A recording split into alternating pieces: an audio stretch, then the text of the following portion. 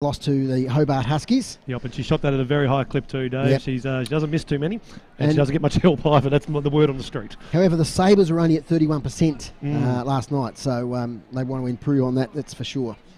Absolutely. And outside of Jarry, it's quite a young squad from the Sabres, so it's good to see the young kids at this high level playing against other young kids from around the States, just to give them that exposure. They have top level coaches, and you get a lot of the top level WNBL assistant coaches coming down to coach at this level, so it gives them that wonderful experience to have those links through to the WNBL and beyond to Opals and as we've seen through the Tornadoes over the last couple of years. Absolutely.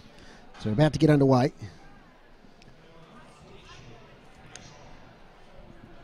I tell you what, Dave, outside of one player, my lineup matchups were fantastic. Yep. Here we go with the tip-off. And away we go. We're underway here at the Elephant Sports Centre. Let's get a bit of atmosphere going. Scotty, turn up the effects mic. Ball's out of play. And the excitable Derek Washington, we've had 4 seconds of play, and he's already called controversy from the sideline. Fantastic to have him back. The Tornadoes, for our radio listeners, in their red and white traditional strip. Sabres in predominantly blue strip with a white stripe. And the monogram Sabres across the front. Here we are now with Aisha Annis, young star of the Tornadoes. Out now, back to Annis. Inside. Partridge dishes out to Beck. Long shot for 3. Doesn't fall on this occasion. Great rebound. Great rebound there by Brittany Hodges, and she's fouled after she puts up the shot.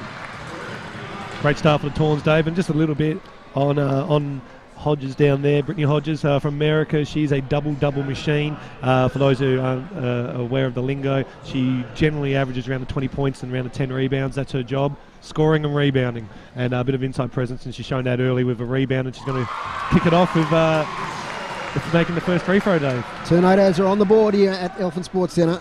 1-0. Good build, isn't she? She looks powerful down there. And second one drops. So that's 2-0.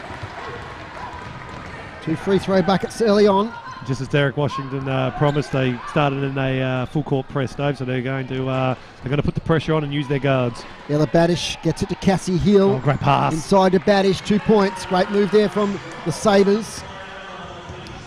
And it's 2 apiece. The Tawns have to be better than that too, Dave. That was too easy. Annis inside, dishes out.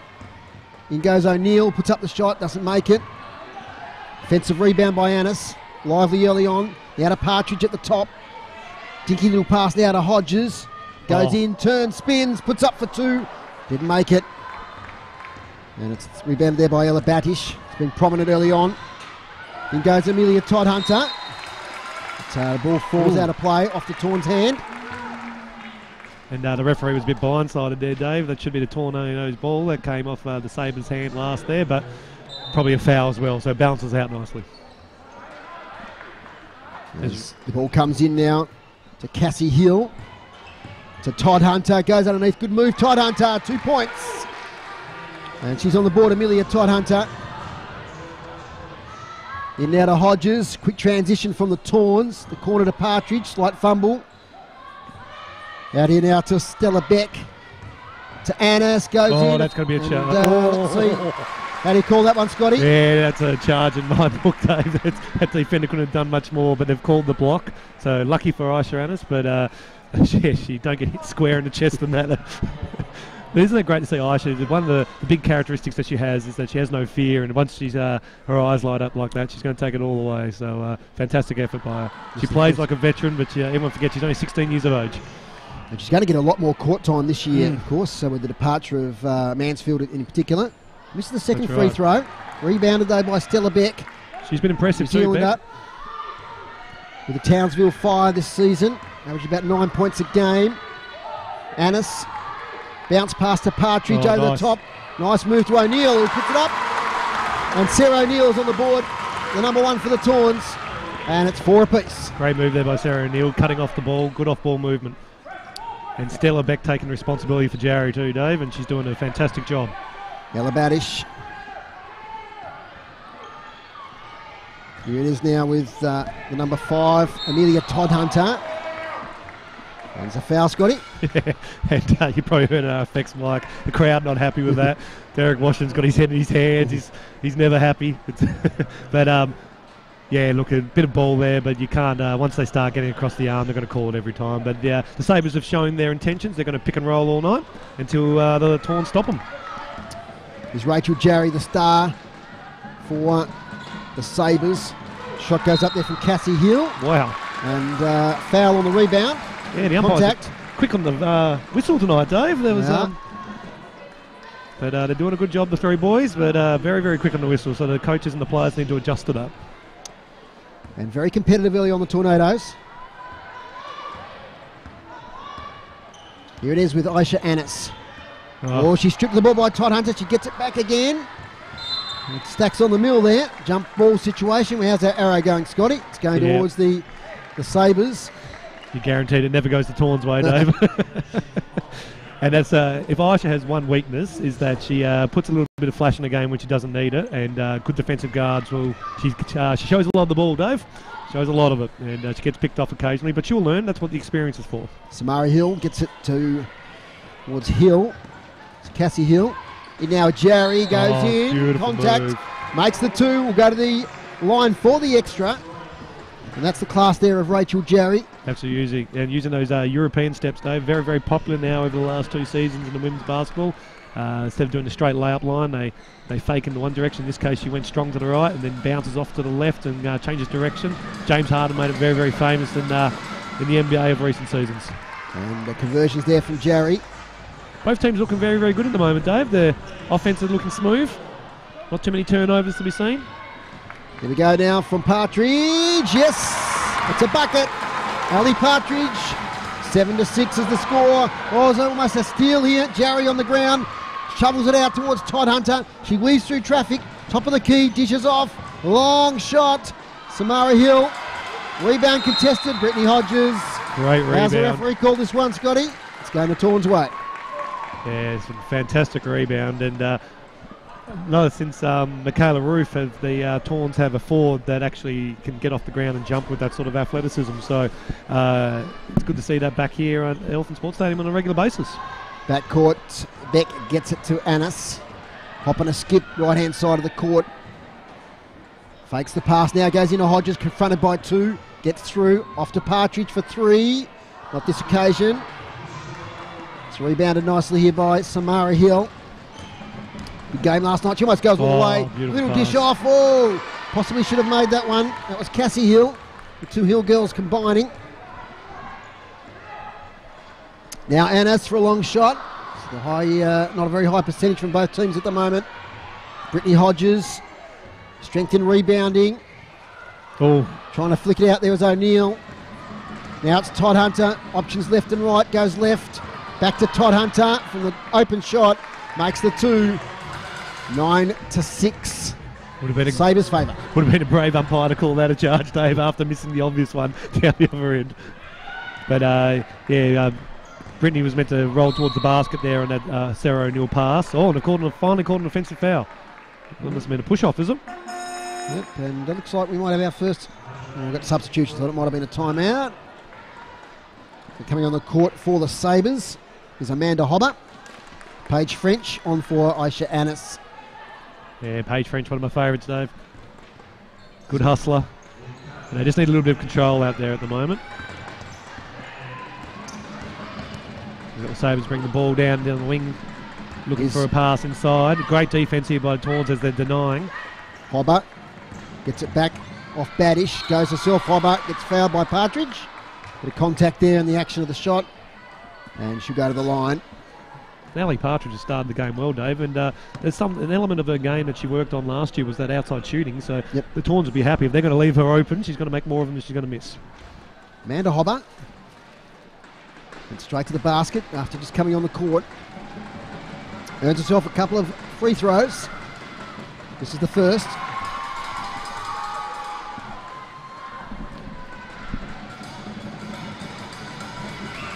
Crowd trying to distract her for the second one, Amanda Hobart. Oh, and they're successful. Misses the ring. You don't often see that from a free throw. Yeah, that's what we call a Shaquille O'Neal there, Dave. Just when you miss them all, it really happens at this level. It shows you what nerves can do. And just looking down some of the stats here, Hodges already 5 rebounds, 2 of them offensive. That's a fantastic effort in the quarter. Paige French. This way, that away. It's a screen. Dishes it out. Here's Beck with purpose. Oh, that's going to be offensive foul too. What do you think with that one, Scotty? The referees had a look at each other. Yeah, well, when they look at each other like that, Dave, that's a bit concerning as a spectator. That no, I think it's a contact foul. Yeah, there we go. Unlucky to defender there because Stella Beck did drop the shoulder. But, it's so hard on the referees, those ones, isn't it? It is. Are the feet planted or are they not? Well, the thing is, they're both blown the whistle, but one of them has position, and the baseline guy had the call. That's how he's seen it, and not much he can do about it now. But Stella Beck, she's impressing me at the moment. She's a very aggressive forward, and that's what we like to see. Hodges, left-handed pass. Partridge nice finds move, some space, goes in. Should have gobbled that one. Rebound. Second attempt there for a shot by Brooke Brown, who's on the court, and she gets fouled. So a few fouls early on, Scott. Yeah, there is. Tornadoes on the 4 fouls, and so are now the Sabres. Still got 5 minutes to go in the first quarter. It's in Glennie just coming on now, Dave, for Batish. So one giant blonde for another one. Yep. Like they've got a whole bench of them. Yep, they've certainly got some height in the team as Brooke Brown. She misses the first. That was a fantastic effort there by Brooke Brown because she pulled down 2 offensive rebounds, willing to throw the weight around there. And that's all they need, the Tawns. They just need competitors inside. They've got enough outside power. Talking to the Tawns hierarchy, it's Brooke Brown, somebody they've been trying to get in the system for a long time. She's finally in the program. That's it. As Hobart, little look-away pass. Attempting to find Glennie, who hits the deck. In fact, it's Cassie Hill, beg your pardon. It looks like we've got a foul. And 2 shots there too, Dave. They've gone over the limit. So both teams are over the limit. So look for these guards to start driving it now as they try to get to the line, which is usually the strategy once they get on those team fouls there. So we'll have a look at quarter time, who's in trouble. But I'm just flashing the eye down there, and it's all ones. Yeah, it's all ones. It's all ones. As the first free throw is converted. Scores 10-7. Cassie Hill for the second. She makes it. And it's a lead of 4 now to the Sabres. Hope you're enjoying the NBL1 live stream and also coverage here locally on City Park Radio on 103.7 and 96.5. Long pass from Partridge. Not a great one. Went over the head of Brown. Out of play. And that's Partridge's only blemish as well, Dave. That was a terrible pass. The first thing you're taught as a junior, Dave, is don't pass the ball across the court, and that was an absolute bullet. So obviously challenges from girls coming out of the NWBU and up to this level. That's it. Well, the girls are bigger, they're faster, and they're stronger, Dave. So you've got to be ready for that. And Beck Abel coming back on the court now, one of the crowd favourites, and you can guarantee she'll start bombing them from outside. And she's a pretty good shot from out there, so they won't want to leave her open. Here's Deanna Jolliffe, veteran now for the Sabres. Off to Cassie Hill. Back now to Jarry on the court. It's up to 2, doesn't make it. Oh, nice Rebound move. nicely by Glennie, who does make the follow-up. Off the boards there, off the glass, 13-7. Very strong move by Got Glennie. a foul down the court. It's fouls galore in this first quarter here. We've still got 4.5 minutes left. Absolutely, and it's an early call by me, Dave, but if it's this keeps going by half-time, the benches are going to be very important. Paige French. Good job, She's Frenchie. a good from the free throw line. Makes the first. If you ever have a player, Dave, that old saying that they squeeze absolutely the maximum out of their physical potential, Paige French is that person. She's stands tall of 5'1", but she doesn't mind going up against the big girls, and she'll just keep competing all night. Gap back to 4 as French converts the second of the free throws. Double team here on Hobart. Out to Glennie. Hands off to Jolliffe. Now to Jarry against Hodges. Good matchup, that one. No foul there. Jarry missed the shot. Oh. Follow up. Oh, didn't make it. Cassie Hill. She's got another opportunity. Bounce pass underneath to Jarry. Contact there on Jarry. And that time I think it was Beck Abel who's just on the court. So, of course, we're in bonus free throw situation now with the 5 fouls on the board. So Jarry goes straight to the line. Knee heavily strapped, Scott. I don't know if there's an injury there or not. Yeah, probably a bit of swelling after all the minutes she played last night, so it'll be a precautionary thing. Just looking at that kind of strapping. That doesn't look anything across the patella, which is always the sign if they've got MLC, soreness. So that's a good sign. That was a terrible putback just for our viewers there from Hill, who had that open layup. Just was basically a pass over the top of the ring. Here we go, back from Abel. Long rebound off the ring. Possession now with Brown, who's dispossessed. Taking it away now, the Sabres. Jarry through traffic, left-hand shot. Beautiful. Didn't touch the side of the ring, that one. You can't get her in transition like that because you can score both hands, as she's demonstrating. 17-9. Stella Beck can't find a way through. To Brown. Arms up. Goes right-hand side. Puts a shot up. Doesn't make it. Jarry with a rebound. He's coming right into the game after a slow start. Gets around Hodges. Flicks it out. Thinking about the shot there as Hobart. Now she goes in. What a great shot. Oh, good rebound. Rebounded by Jolliffe. She's busy out of the basket. They can reset. 9 left on the shot clock. Jarry, open shot. Hits the front of the ring. And here goes Stella Beck, the New Zealander from that's a double dribble. Wellington. She got away with one there. As Hodges puts it up. And a second time, Brittany Hodges makes it. Marching back to 6. They're hanging in there, the Tawns. Yeah, it's Stella Beck. That's you don't often see him able to grab the ball with 2 hands and dribble again, Dave. So umpire just got a bit blindsided. Scott Brown, our expert commentator, we pay the big bucks for these observations. Oh, it's a coach killer when you see that sort of stuff happen. Here we go with Amanda Hobart. Nice pass. Nice pass to Hill. Contact there, and Hill goes and hits the deck. Gets a hand up from her teammates. And there's a contact foul there underneath the basket. A number of substitutions about to take place. And first time out too, Dave. In fact, we've got a timeout, so it's time for some messages here at City Park Radio. The score is 17 the Sabres, 11 Tornadoes.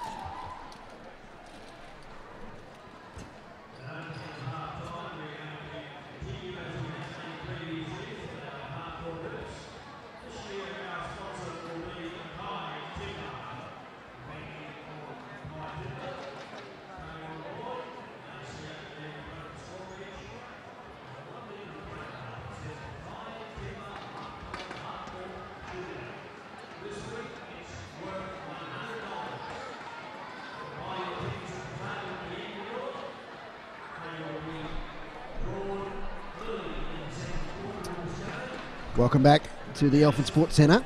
And Scott, the score is 17-11. How do you see it so far?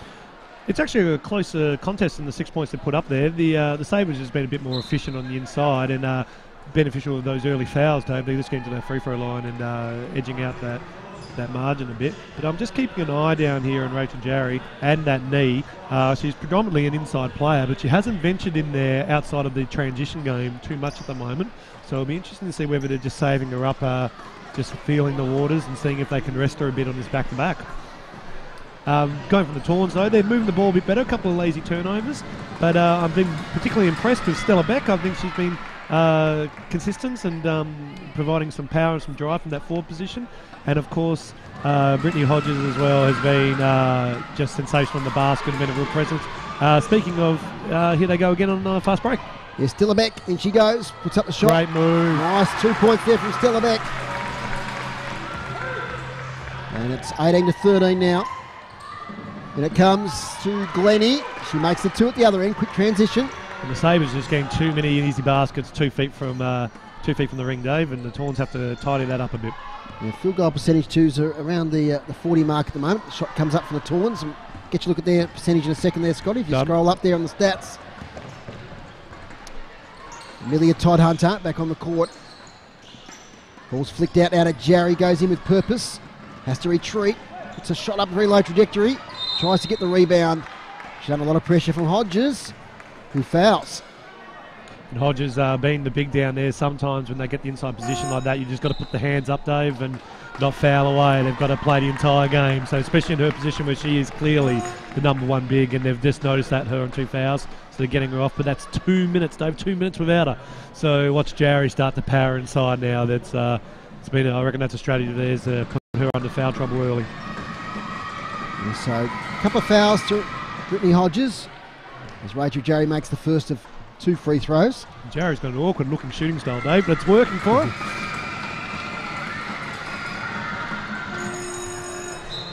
As makes the second as Jarry. Onto the court comes Samara Hill. So they're rotating quite furiously here, the the Sabres. Good bench depth. Absolutely. And once I said they'd use Jarry, they take it straight off, Dave. So what would I know? Yeah, Hodges has come off for a spell as well. Absolutely. And that you can see them said they're going to match up head-to-head. And good to see Micah Simpson out there. Very, very solid player and a good controller of the ball. Micah Simpson gets it to Brooke Brown. Bounce pass into the corner. It's Johnson. In goes Micah Simpson. Out to Brown. Long shot, beautiful shot. 3 points to Brooke Brown.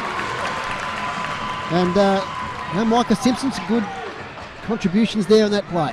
Absolutely. She's a strong defensive player, and she's tall at the point guard position, so she gets rebounds, and unfortunately there's lost her footing and grabbed onto the player to balance, and they've called the foul, so that's a bit unlucky.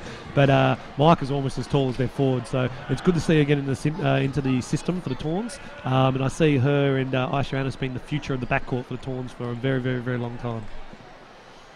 So we've got a foul committed by the Tornadoes. So Samara Hill, this is the first. Margin 6, 90 seconds to go for our radio listeners in this first quarter at the Elfin Sports Centre. Big crowd in, first game of the season, and Samara makes the second. Two I've been impressed with, Dave, and that's Brooke Brown. Yep. Coming in there as that six-man role. She's getting rebounds, she's putting up points, and she's playing solid defence. What a find. You can see why they wanted to get her earlier. Well, it's a turnover by Mike Simpson. And Deanna Jolliffe, the fellow number 4, goes up the court, makes the layup. It's all about the experience there, Scotty. Absolutely. That's Jolliffe's second steal for the game and a second basket off that steal. So even though she's not scoring much, she's caused a 4-point turnaround there. 9 points of difference. Simpson gets a bit of a screen there from Brown. Looks for options. Shot goes up. Not made on this occasion for the Tornadoes. That was Jess Johnson. Number 12 on the court. Little pass over the top. Beautiful one to Badish. 2 points. Too much height. Absolutely. Too much physical presence there in the keyway. And 2 points to Badish. And the Tawns look tiny, Dave. When Brittany's sitting, they look very, very small. Out now to Johnson, to Brown. Stella Beck goes to her right. Looks for an opening for a shot. Can't make it. Gets a bit of a rebound and puts it up a second time. And Stella Beck, the girl from Wellington in New Zealand international, and has played with St Mary's in the States. She puts up the 2 points and makes it. Very famous college, St Mary's. We'll talk about that at quarter time. Remind me, Dave. A lot of famous people from that college. 27-18. Long shot. Doesn't make it there, Todd Hunter. Defensive rebound by the Tawns. Stella Beck gets through traffic. And time has expired here in the first quarter. And at the Elfin Sports Centre, it's the Sabres 27, Tornadoes 18. And if we look at the top point scorers to quarter time, we'll scroll up a bit there. Scotty, 4. Oh, yeah, Rachel Jarry, 9 points. Glennie, 4, and Badish, 4. And for the Tawns, it's 4 each to Beck, Hodges, and Brown. The rebounds, Brittany Hodges has 6 for the Tawns, 3 to Sherry Glennie. And with assists, a couple there to Cassie Hill. Scott Brown, how have you seen the first quarter? It's actually been a very high quality day from both sides. The Sabres is getting a few easier looks, and you can tell that from the percentages. If we go down and having a look at their overall field goal percentage, the Tawns there at 31% and Sandringham at 47%, but they're 52% from the 2-pointers, and they're just making too many from inside the 2-foot circle there, Dave. And there's one thing you learn as when you're growing up as a junior is that the further out you go, the lower the percentages are, and the Sabres are just using that height and those little high-low dump-down passes and getting at least 4-1 opportunities against the Tawns down there. And if that continues, they're going to keep this score at a comfortable lead. The Tawns are actually dominating the reboundings at 16-10, which is fantastic to see. Unfortunately, the majority of those rebounds have been through Brittany Hodges, and as I mentioned throughout the call, when she sits, they look very, very, very small, and suddenly the rebounds start to dry up.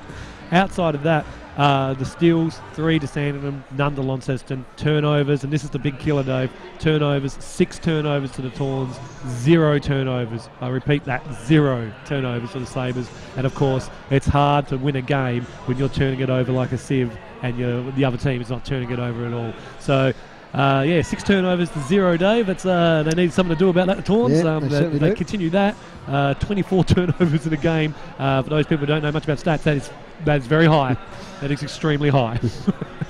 You're around about 12. Yep. So they're halfway there. We've got an inexperienced team for the Tornadoes tonight. So No, we cut them some slack for that, and there'll be a lot of learning that will go on in these first few weeks. Absolutely. And they look good, though. The offense actually is moving around nicely. They're not getting trapped. They're not throwing it out of bounds. 4 of those turnovers have been through their guards, getting the ball stripped off them while they're dribbling the ball. So the young guard brigade just have to learn to get their ball their body between the ball and the player. Just some of those basics, knowing that some of these younger players and some of these leaders off the Sabres, they're going to steal the ball because they've got that experience. If you show them the ball, they'll take it. Field goal percentage 47 Sabres, 32 Tornadoes. Absolutely. A rebound 16 to the Tawns, 10 to the Sabres. Mm-hmm. Assists 4-2 the Sabres' way. Steals 3-0, as you said before, Scotty. So that's it. And the Tawns controlling the rebounding, Dave, which has been fantastic. But it's no good controlling it when you're allowing them to get layup after layup. That's where they're getting hurt. Aisha Annis skips right and left. Thought about the open shot there. Gets into the Hodges, who turns, puts up the left-handed shot. All class, Brittany Hodges. Back on the court. Narrows the margin to 7. Early days of the second quarter. And she just loves that spin move, doesn't she, down there? But it's hard to stop because if you don't honour the first move, she'll just go in for a layup. So it's kind of big that you like to have. Great defence there. 6 rebounds to Hodges, 2 in that first quarter. She's got the ball in hand again. Up against Jarry, what a great battle. 2 class players. Annis to Beck. Underneath to Partridge, open shots. Doesn't make it to the front of the ring. Off the bodies of a couple of players. Which way is this going to go? Oh, no. Tornadoes' way, much to the surprise there of Scott Brown. Oh, no, the umpires pointed for the Sabres, but the Sabre basically dribbled the ball out. That's a terrible call. Oh, the umpires tonight, Dave. I don't want to say anything. I love the umpires, but they've missed a couple of whoppers there, and that was just a guess by the young umpire there. He didn't know. He couldn't see. Here we go now with Amelia Todd-Hunter. Pass over the top. Cassie Hill. Into Jarry, met with by Hodges. Jarry flicks it out. Todd Hunter corner, and I think it was a basket, but Samara Hill has stood on the line. So she's out of play. Beautiful shot though, Dave. Was a beautiful shot. We see that a little bit here at the Alfred Sports Centre. Of course, we've got all the different line markings. That's it. For different sports and different court orientations. So sometimes it's not easy to tell, especially for visiting players. No, I promised Janie Finlay that at half time I wouldn't bring it up at all this year. So there's not much you can do. They know when they go out there where they are, Dave, so they just have to be better at it. Aisha Annis puts the shot up and gets fouled in the process. We'll go to the line. I mean, Amelia Todd-Hunter there. She's got a wry smile on her face. She heads back the other way. Yeah, I think she thought she got away with that one then, but just copped her around the head there. And only one foul of about 8 players so far for the Sabres, so they're no one anywhere near foul trouble. As Aisha Annis puts down the first one. Margin back to 6. I think Brittany Hodges is the only one that's doubled up actually on 2 fouls. So not too bad. Just shared around. And still 6 points as Brittany Hodges tries to get the rebound. Flicked out of play. I like the defensive effort by Brittany Hodges against Jarry on that last play too, Dave. She immediately puts her hands up to show the umpires. Uses her body. Very clever. Trying to minimise the percentages of getting called for a foul. Okay, this time it's Amelia Todd-Hunter. Cassie Hill to Samara Hill. Shot clock winding down. 1 second left. No, sorry, 9 seconds left. Couldn't quite see it. 7 seconds now. Long shot from Jarry. Misses. Rebounded well by Beck. Ooh. Oh, and stolen off by Todd-Hunter. Great steal, number 4 for the game for the Sabres. Doesn't make the basket. Follow up by Samara Hill. Strong rebound there from Beck. It's on the ground. They dive on it. And it's going to be a jump ball situation. The arrow is pointing the Tornadoes away. Great contested possession there, Dave. Dumped on the ball. Stella Beck a bit unfortunate there. Her teammates need to be communicating to her. It's something that drives you really up the wall as a player. So if you're bringing the ball up quickly and player nicks it from behind you and no one said anything, because everyone should be watching. Their eyes should be on you. So the young Tawns have got to use their voices. As a veteran, should be a bit disappointed that they didn't let her know about that. So here's Aisha Annis. Oh, pass over the top. Schools out of play from Partridge. It's margin back to 6. It got out to 11, Scott. So the Tawns early in the second quarter have stemmed the flow. They're being aggressive on the offensive end, which is good, and they're actually doing what they weren't doing in the first quarter, and they're making the Sabres shoot the ball from outside the key, which is always a recipe for success. Ball's now with Jarry. Bounce pass underneath. Cassie Hill, Samara Hill, back to Jerry. Ball with Batish. Oh, and just a clear run into the basket there from Cassie Hill. That's it, nice ball fake. And Stella Beck went where the ball was going to go and stepped right out of the way. 2 points, Cassie Hill, 29-21. And we've stepped out of court after saying the home side don't do it. They did it on this occasion. So I'm not going to bring it up, Dave, I promised. Foot on the red line. Substitutions, Brooke Brown on the court. Ali Partridge off. The problem is, Dave, if you look around the outside of the court, because they've got the two courts that go lengthwise against this court, they've got a blue line that goes right across the outside, and it's about 4 centimetres from the out of bounds line, and the players just get confused in the heat of battle. Ella Badish gets it out now to Jerry, thinks about a shot, then has a shot as she zooms in. She's a good finisher, Jerry. In the zone, 2 points, 31-21. Up to 11 points, Rachel Jerry. Played with a number of WNBL clubs over the years. Dandenong Rangers at the moment. Shot goes up there from O'Neill. Doesn't make it. Easy rebound there for Badish. And the Tawns just losing a little bit of control of this game. O'Neill's been a bit unlucky. She's got a beautiful move. It gets to the basket nicely. She just needs it to drop. Todd Hunter out to Jerry. Moves in. Open shot. 2 points. Rachel Jerry, 30 points last night. Up to 13 points tonight here at the Elfin Sports Centre. 33-21. Yeah, she can definitely score, Jerry. They need to come and help and double team her, because otherwise she'll just keep knocking those down all night. And here she goes again. Down the centre of the court. Goes a long shot. 3 attempt, not made. Rebounded by Hodges. It's like watching Larry Bird there, Dave. Quick transitions here at the moment from both teams. So Aisha Annis decides to settle down. Gets a screen from Hodges. Out it goes. In goes Stella Beck. Hands off. Open shot, Hodges. Nice one. 2 points, Brittany Hodges. And margin back to 8 points. 33-25. That's it. And if the Tawns just keep in that 10-point margin. 33-23, beg your pardon. Yep. Yeah, if they stay in that 10-point margin, coming into the last quarter, they're a chance. Samara Hill. Great defence. Just lost control of that shot.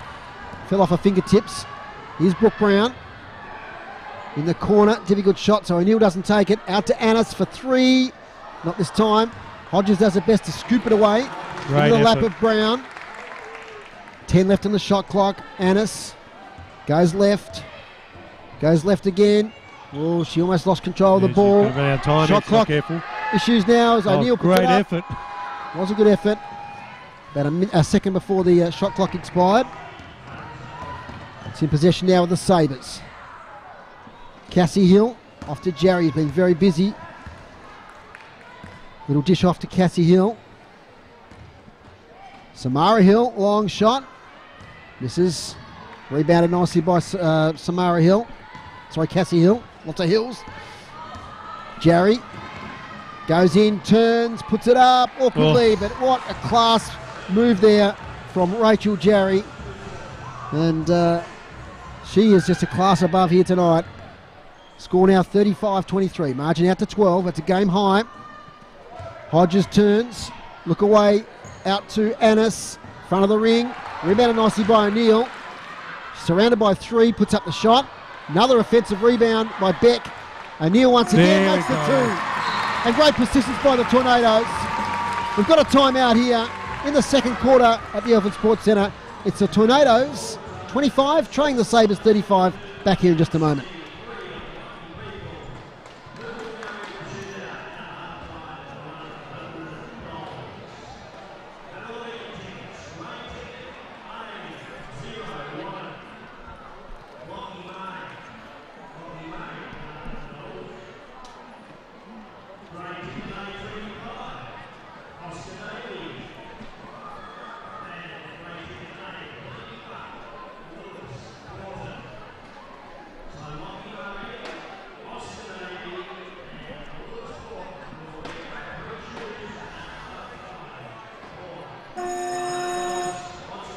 Welcome back. It's 35-25.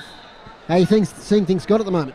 Yeah, well, look, the Sabres are clearly in control and through some fantastic offense there by Rachel Jerry, who's just scoring at will at the moment. Started off a bit slow, but she's hit her last 4 shots and keeping them just ticking over. I was just watching as they were coming off the court then, Dave, but little Aisha Hannes gave her a bit of lip as she was heading to the bench, and that takes a bit of confidence when you go to the best teams, the best player on the other team who's having a good night out, and give them a little bit of lip so you can play a bit better, I think. So that's good to see, good confidence. But look, the Tawns, they're doing all right. They're getting up good shots. They're just not dropping at the moment. And we just saw there that through persistence that they're able to get it down. They've had a couple of rotations, and we're seeing coming out now for the Tawns, number 14 in Bingley. She's getting her first run. And Derek Washington's doing a good job getting the kids out there. So they're doing the Tawns, they've been competitive. Don't get this wrong. We've got a couple of 15-year-olds out there for the Tornadoes. That's a fantastic experience for them. And just keep an eye on Bingley because she can shoot, so if they leave her open, she's not going to be shy about popping it out. And number 14 is Michaela Bingley. Michaela Bingley is able, gets a dish off to Hodges, long shot. Rebounded there by Jolliffe. It's now with Jarry, long shot. Falls, but rebounded nicely there by Cassie Hill. Puts up a shot from underneath the basket. Margin back out to 12. You can guarantee Jarry will be pointing at her saying that was a pass. So there's young Simpson. Bingley who gets it to Hodges. Back to Bingley. To Abel. Beck Abel back from the Northwest Coast this year. Great player in the NWBU. Oh, little great pass hands. over to Hodges. Can't quite complete the job. Out to Brooke Brown for 3. And the rebound there, she misses the 3, goes to Sherry Glennie. And Brittany Hodges unlucky. She managed to get the fingertips down and hold on to it, but felt there was more pressure than there actually was. And great defense, and they'll score here. Out it comes, Stella Beck, easy layup it should be, and she makes it. Margin back to 10, so they're just keeping it around that 10 mark. And while they are, they're a chance in this game. Absolutely. And Stella Beck's been good, but she needs to put a stamp on this game a bit now and demand the ball because she's just disappears for some too large quantity of time at the moment. She's clearly the leader out there. Here goes Deanna Jolliffe. Oh, great work by Deanna Jolliffe. That was a fantastic move by the veteran there from the Southern Sabres. We've seen her a number of times at Elephant Sports Centre. 2 points count, foul, extra point attempt. 39-27. Scott, that was a really good move by Deanna Jolliffe. Absolutely, and she doesn't waste possessions. She's up to 4 points now, 5 if she makes this, but she's 100% from the field at the moment, and she just provides stats across the board there. She's got 2 rebounds and a steal, no turnovers, the type of leader that you want out there on the floor. Doesn't make mistakes, contributes across the board. I took my eye off the play there, Scott. She made the extra, basket. Yep. 40-27 is the score. Yep, and just a couple of subs there. Brown just getting a rest there. She's been good. Then don't expect her to be on the bench for too long because she's actually doing a good job plunging up the middle. Okay, so here we are with the Tornadoes in possession. It's young Michaela Bingley. She tries a little pass, intercepted by Glennie. Mopped up though by Stella Beck. She's got options to her right. It's Beck Abel, long 3 way outside the 3-point line. Doesn't make it. Strong rebound offensively there by Hodges. Out to Beck. O'Neill tries to find a passageway through. Oh, that's a travel. She's confronted. But it doesn't matter as it's a turnover anyway. Absolutely. I like the way O'Neill moves though, Dave. She finds her way to the basket very, very easily. She's just got to get some confidence on that shot. And the young players are taking the game on, Scott. And that's how you're going to learn. That's it. They've been impressive. New player on the court there is Sophie Van Vliet. As the shot comes up from the Sabres. It's rebounded as it misses by Abel. Little bounce pass back to Hodges. That's a charge. How's the referee going to call that one? Yep, calls the charge. That's a bit unlucky. There's a little red semicircle on the floor, Dave. If you're standing inside that, they won't call it. And her heels are right on the edge of that, so she's a bit unlucky there. Now the referee there. He's copping all the tough calls too. I'm just going to put it there. He smacked the fist on the hand. You can actually hear the smack of fist on hand from up here. Oh, it's a power trip, Dave. We all know it. Effects, Mike. Oh, it's very dramatic. I don't know if you saw that on the stream or not, but he was letting the coach know that that was a charge. But I think even though the crowd's groaning a bit, that's unfortunately, when you almost kill them, it's they're going to call it. There's Sabres in possession. Van Vliet gets it to Todd Hunter, who moves inside and makes 2 points for the open shot. And the Sabres just starting to creep away, Dove. Yep, game high 15-point margin. Just the 60 seconds left in the first half. He's joined by Janie Finlay at half-time for a bit of a chat. As a long shot comes up, and that's the Beck Abel we know for the Tornadoes.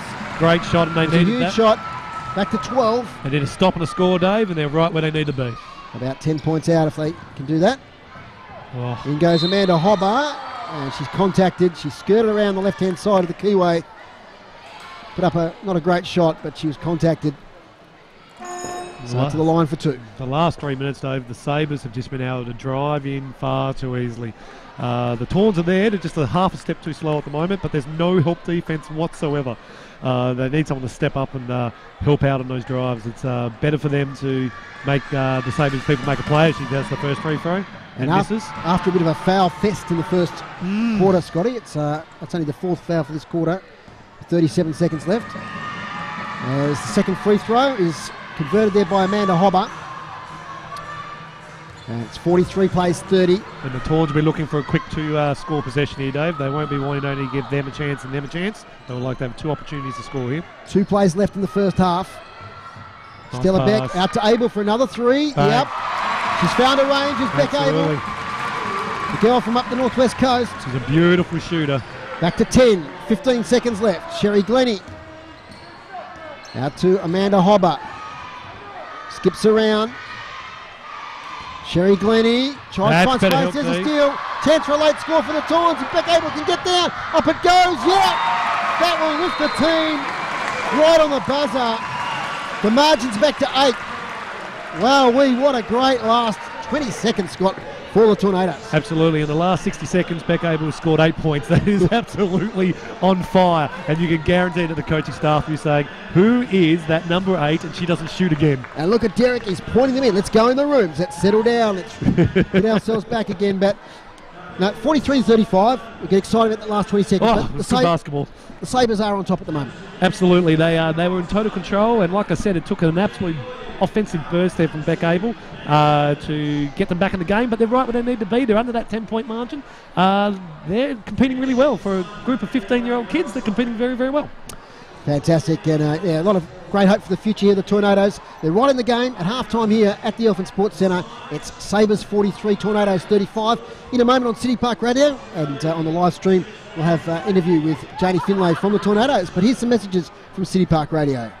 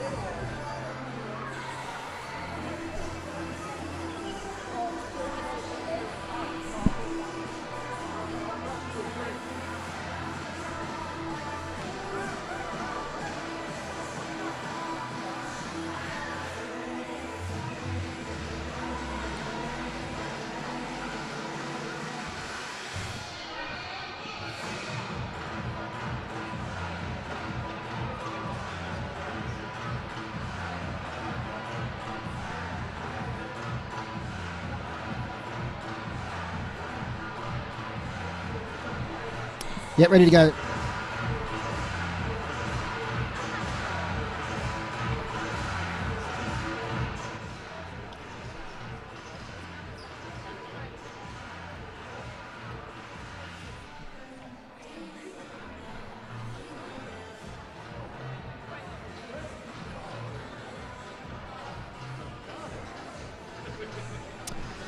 Welcome back here to Elephant Sports Centre, and score at halftime as the Sabres 43, the Tornadoes 35. And we've got a special guest here, Janie Finlay. Janie, it's all up and running again, season 2019. Let's turn your microphone on, that's better. Absolutely, fantastic to have you guys back courtside. Thank you so much for all your support again. And great for us after a pre-season, a bit rusty. You guys have got it all under control. Great for us to hit the court and see how our squad's going. Absolutely, and they skipped away a bit there, the Sabres. They got, I think, 14, 15 points in front, but what a fantastic last minute there from Beck Abel. Beck Abel, she's the one. It's great to have her back in the program. You know, it's great to have all these young girls actually all touching the court out there as well. But for us, we all know what the Tawns are about, and though some people might get away from us, we've got the heart and hustle, and we saw that coming back into that, you know, into the half time. Now we had the launch last night of the season, which is fantastic. You know, you said a lot about you know, that transition from Seabull to NBL1. Tell us a bit about you know, Corey from the Tawns. He got the message just before the final. He kept it secret, and then he let it out. Tell us all about that. Yeah, so that's probably the first time that came out, but at the launch last night, I thought it was really important to you know, share that journey. And so going into the grand final last year, they had Basketball Australia called a meeting with all the then Seabull clubs and announced that they were no longer going to deliver the league. And so Corey actually sat on that all through the game and into the next morning and shared that with me at lunchtime on the Sunday. And then we have worked, you know, our little tushies off for this whole period. We've worked locally really hard with sponsors and supporters and our board particularly, and a shout out to the board. What an amazing crew, really backing Tawns all the way. But I also have to have a shout out to what they've created in Victoria. New General Manager Dean Anglin is doing a great job, hit the ground running and set that expectation, that level of excellence really high from the first moment.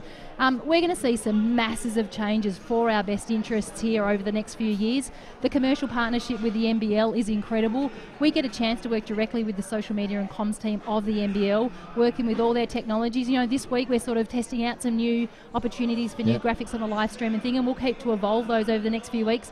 But really, for basketball in Tasmania, for the young people of Launceston, and for basketball nationally, this new league, the New Look League and the new commercial relationship with the NBL is just going to take us... Oh my God! Half-court shot.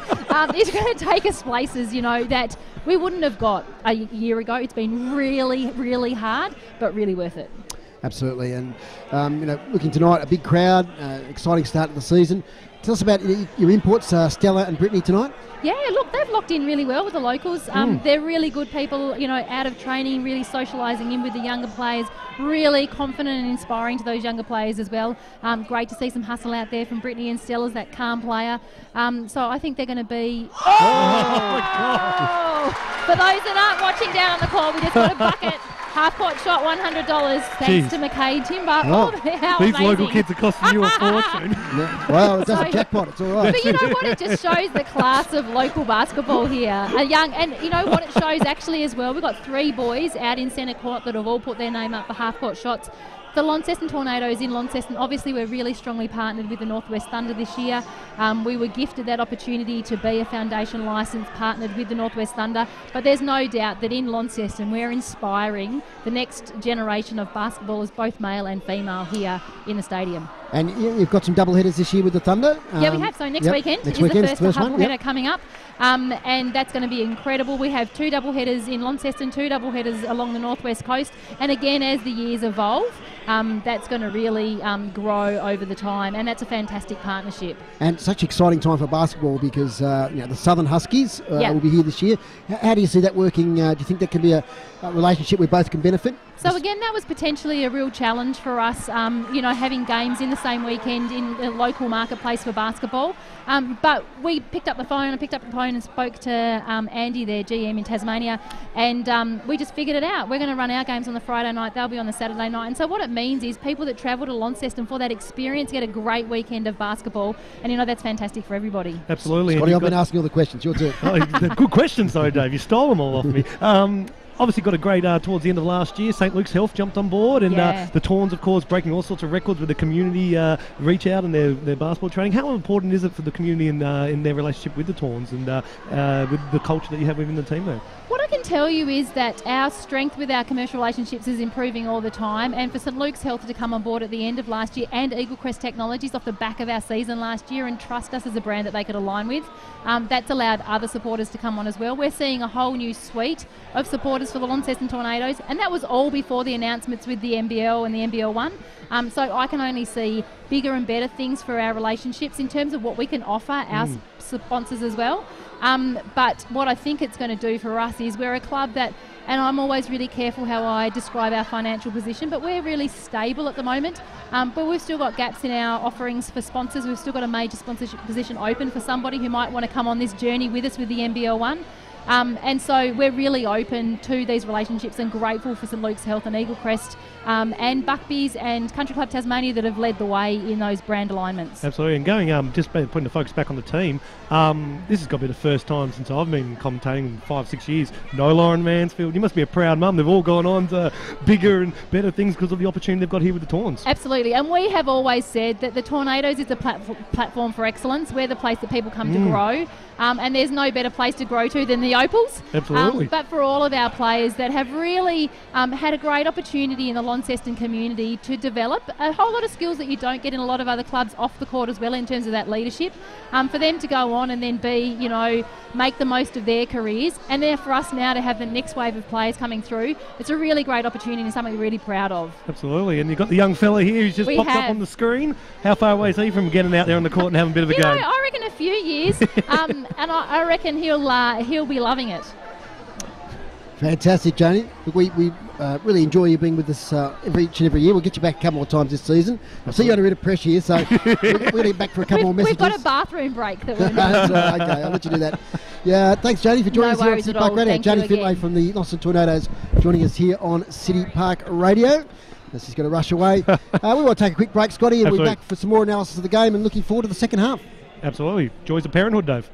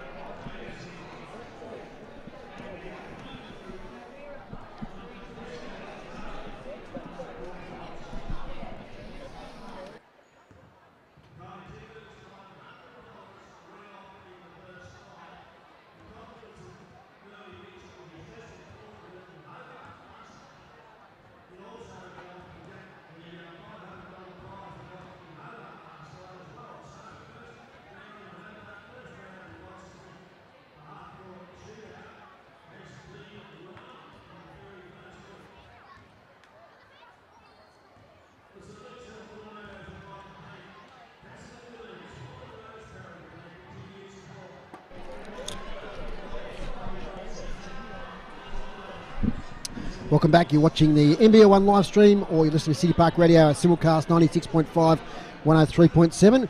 And Scotty, let's go through some of the major stats leaders at halftime.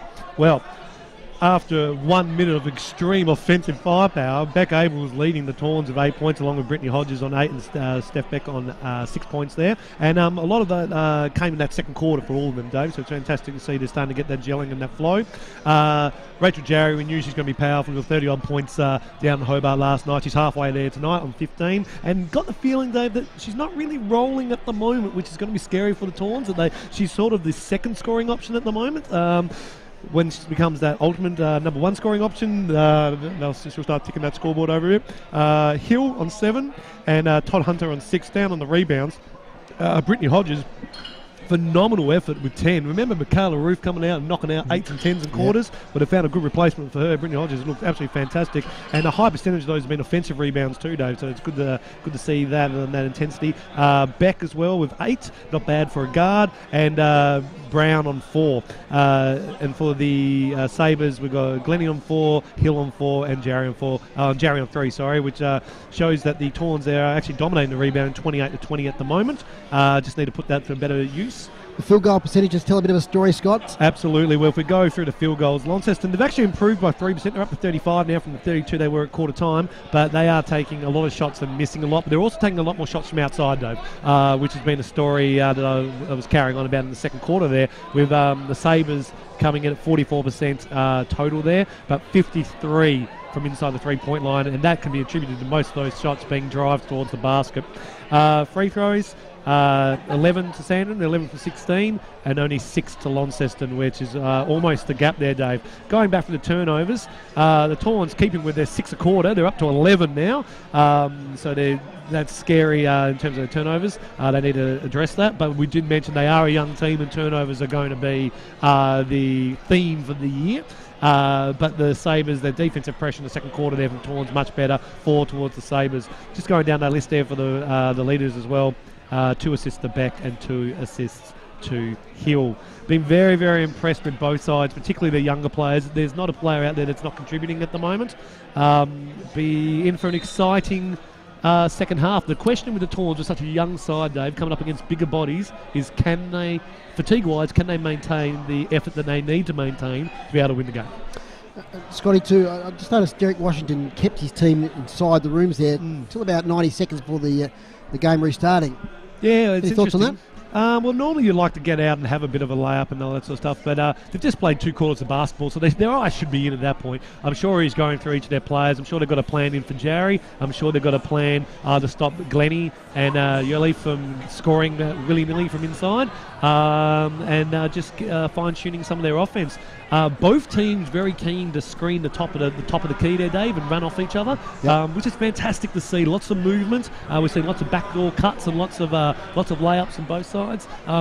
It's just the Sabres have been shooting it at a high percentage from inside that 2-point. It's the differences between two teams, the turnovers and the higher field goal percentage. And unfortunately, when they're both going for the one team, it generally manifests itself into a bit of a lead.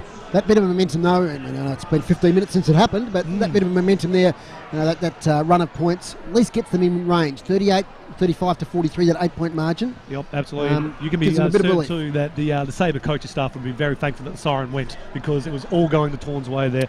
And I wouldn't be surprised. I can see they're resting back able at the moment. I wouldn't be surprised within about 3 to 4 minutes they get her back out there, start driving the ball a bit more and kicking it out, and just say every time you get a shot, pop it up, because she shoots them at a very, very good percentage. Should mention the head coach is Andrew Potter, and I think they brought 2 assistant coaches with him, which doesn't often happen with the visiting teams. Julie Brookhouse and Jackie O'Neill. So absolutely big team here tonight for the Sabres. We're underway in the second half. Margins 8, round 1, NBL1 action.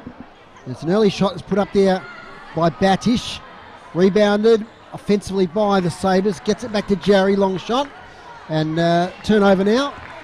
There's a chance for the Tawns. It's Sarah O'Neill to Annis, gets a screen from Hodges, skips in and out of the 3-point zone. In the corner now to O'Neill. Oh, she's corralled. Open there.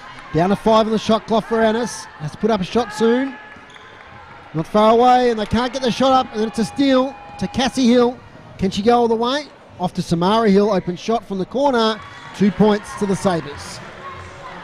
Yeah, it's disappointing to see that when a player turns the ball over, Dave, that they jog back down the court. As a coach, if you lose it, you go get it. Disappointing from Annis. That's her second turnover now without much pressure being on her. The ball's now with Samara Hill. Bounce pass into Cassie Hill, this way, that away. Great defense from Ali Partridge. Brittany Hodges tries to get through traffic. She's stripped of the ball. But I think that might be off a Sabres hand. It is, so it'll be a Tornadoes ball. Paige French on the court for Aisha Annis. Yeah, and good move there by the coach. You've got to start, if they're going to learn, these guards, they have to know if they're going to turn over without any pressure, they need to sit and have a bit of a think and give some of these other girls a bit of a go. Aisha Annis will be filthy on herself too. Prides herself on not doing that sort of stuff, but yeah, no pressure. You shouldn't be turning it over, Dave. Here's Stella Beck. Oh, Will bounce God. pass. Doesn't hit the of, mark. Chance now for Amelia Todd Hunter. A great first half. And now to Jerry, 45 to the basket, left-hand side, works away to the front. Off the rim. Doesn't fall down the bucket on this occasion. Rebounded by Hodges. He's up to well over 10 rebounds now. Beck, Paige French for 3. good shot. Not making it on this occasion though. Samara Hill, Todd Hunter. Back to Samara Hill. Long way out. Batish, Todd Hunter. Goes into Todd Hunter, out to Samara Hill. Good defense here from the Tawns. Samara Hill goes in. Little dish off to Todd Hunter. 2 points. They waited. The patience was the name of the game there, Scott. They didn't rush anything. And eventually great understanding there between the two Sabres. And Amelia Todd Hunter, another 2 points. That's it. She's up to 8 points. And that's something that Aisha Anderson from the Tawns needs to watch. She needs to watch a guard like Todd Hunter.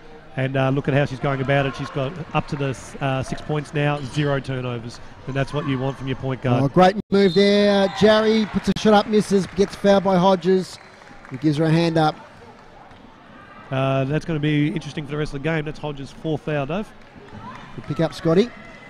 Now, sit her for this quarter now. You're guaranteed. That's Yep. She needs some help down there, though. She can't do it all by herself. And they need to get some of these players like Brown. And just looking down the list here, and probably Beck as well. Some of these bigger body girls come down there, give her a bit of a chop out because, she's going to get fouled off a lot. The big girls will just line her up. Hodges on 4 fouls, Brown on 3. Rachel Jarry makes the first. And margin at 13 was 8 at half time. And Jarry, she's great from that free throw line. Substitution. Beck Abel on the court for Ali Partridge, who comes off. Yep. And Beck Abel, she always looks disinterested when she walks on. She switches on when she goes. Oh, she does. I love where she pulls up from the 3-point line. She's about 3 feet back from where everyone else is shooting it. Absolutely fantastic range. As Paige French gets stripped to the ball by Todd Hunter. Todd Hunter's been brilliant in that. She's been fantastic. This quarter she's turned it on. Over towards Badish. Great Badish movement. underneath to Cassie Hill. Has a bit of a look, but falls down the bucket. 2 points. Margin, game high 16. You're listening to City Park Radio, 103.7, 96.5. Paige French goes in. Tougher shot she really should have taken there. Under no pressure. Defensive rebounded by Cassie Hill. She's tireless workhorse today. Samara Hill, 2 Hill girls again. Back to Cassie Hill. Todd Hunter in the corner. Can she get underneath for a shot? Oh, she dishes it out. Samara Hill for 3. Front of the ring. Rebounded though by Badish offensively. And they'll settle down again. She's been good tonight too, Badish. She's consistently pulling down offensive rebounds. They haven't had too many passengers, the Sabres. Oh, nice little steal here from Beck Abel. She's got support to her right. Central position now is Beck. Top of the 3-point line. She goes in as Beck. Oh dear, oh dear. Bit of contact there on a Todd Hunter. But what happens in the end is he makes 2 points. That's it. That's the third drive, and Steph Beck's absolutely hammered someone on the way through. She doesn't mind a bit of contact, but she's the type of player that they can use to help Brittany Hodges down slow because she does have that physicality. Big responsibility now with Hodges off the court. Great steal. There she is against Stella Beck. 14 points the margin. I'll just keep an eye down there, Dave. We've got a player down. Okay, thanks, Scotty. Paige French. Over to O'Neill. He misses the lot, and it goes down. So behind play, I think that's Cassie Hill. Did you see what happened, Scotty? Yeah, I think she just got a... Rolled an ankle? Yeah, just rolled the ankle sliding over there into the stage there. Not like the SCG, Dave, where the ground's coming up, but yeah, she just lost her footing a little bit there. I think she's moving around all right, but I'll just keep an eye on it. It may have been a bit of a knee, actually. She was clutching at the knee. Great steal there by Beck Abel while I'm there carrying on about the surface. Here's Stella Beck, who's lifting. Puts the shot up, not a great one. Rebounded easily by Jarry. Over the top. And the player on the court there is Morgan Riley for her first appearance. She might have a crack here, Morgan Riley. As they go up the 3-point. Can't make the triple. And it's rebounded there by Bingley, who's back on the court. Yeah, we haven't seen Bingley shoot the ball yet, but she can shoot. They just need to get her open. Jess Johnson hands it off to Brooke Brown. She puts up the shot. Rebounded by the Sabres. Todd Hunter. took her eye off the ball, lost possession. Stella Beck, off here to Beck Abel. She pulled the trigger on a 3, no. Out to Bingley, who will. Left-handed shot. Not a bad one. It doesn't make it. Yeah, she's a good shot, Bingley. They should be getting the ball into her hands at Beck Abels because they'll be shooting about 40% if they let them shoot enough. Here's Cassie Hill. Correction, Samara Hill. Oh. Jarry gets contact. And she falls down now. She might have got one in the face there, in the eye maybe. I think she caught one right in the eye there from Jess Johnson. Incidental contact. She was going for the ball. It's just copped her right on the snoz. She reeled away from the contest, Scott, and then just fell immediately to the floor.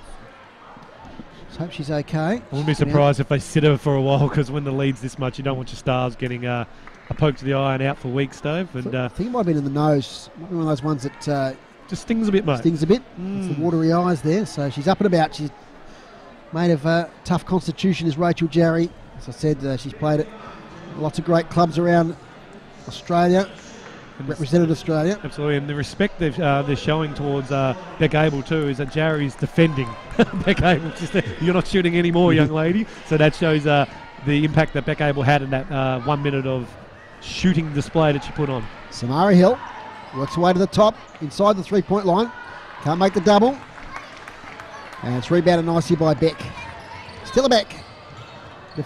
Attention there from Jarry. Bingley. It's now with Beck out to Brooke Brown. Hands it off to Johnson. That lovely left-footed shot. There we go, nice shot. Shooting style there makes 2. Margin back to 12. And Jess Johnson's a very good talent, Dave. The one weakness she has is she's got a lot of ability on the left and almost zero ability on the right. So that's something she needs to work on. But as I was saying before the game, there's a foul there by Bingley.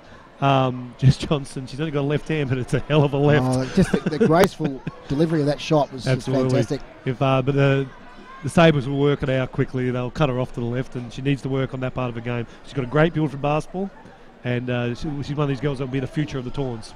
That's what it's all about. NBL1 building the future of basketball, these young players. Samara Hill, 3 points. We haven't seen a lot of threes tonight from either team, to be honest. But that was a lovely one from Samara Hill. And just as the Tawns were clawing back, that makes the margin 15 once again. Here's Beck Abel, who scored 2 magnificent threes before half-time. Bingley. Here's Brown, works her way in, puts up a shot. Great move, makes 2 points. Almost impossible situation, low trajectory shot, and gets the foul. And we'll go to the line for 1 extra. Fantastic effort. She's just quietly worked her way up to 6 points and 4 rebounds. Brown, she's a bit unfortunate. The numbers are a bit cruel against her. She's only 1 from 5, but 3 of those have been on offensive putbacks over girls 4 inches taller than her. What a goer. This is one of the girls that they had last year, Dave, coming off the bench. That might have been the difference, because she's shown some real heart in there. She's a real battler. Dennis Rodman style almost. Big comparisons from Scott Brown. Is Brooke Brown, your namesake, puts down the extra. That's it. Back to 12. Long pass, the far side. Morgan Riley to Jarry to Hobber. Manda Hobber.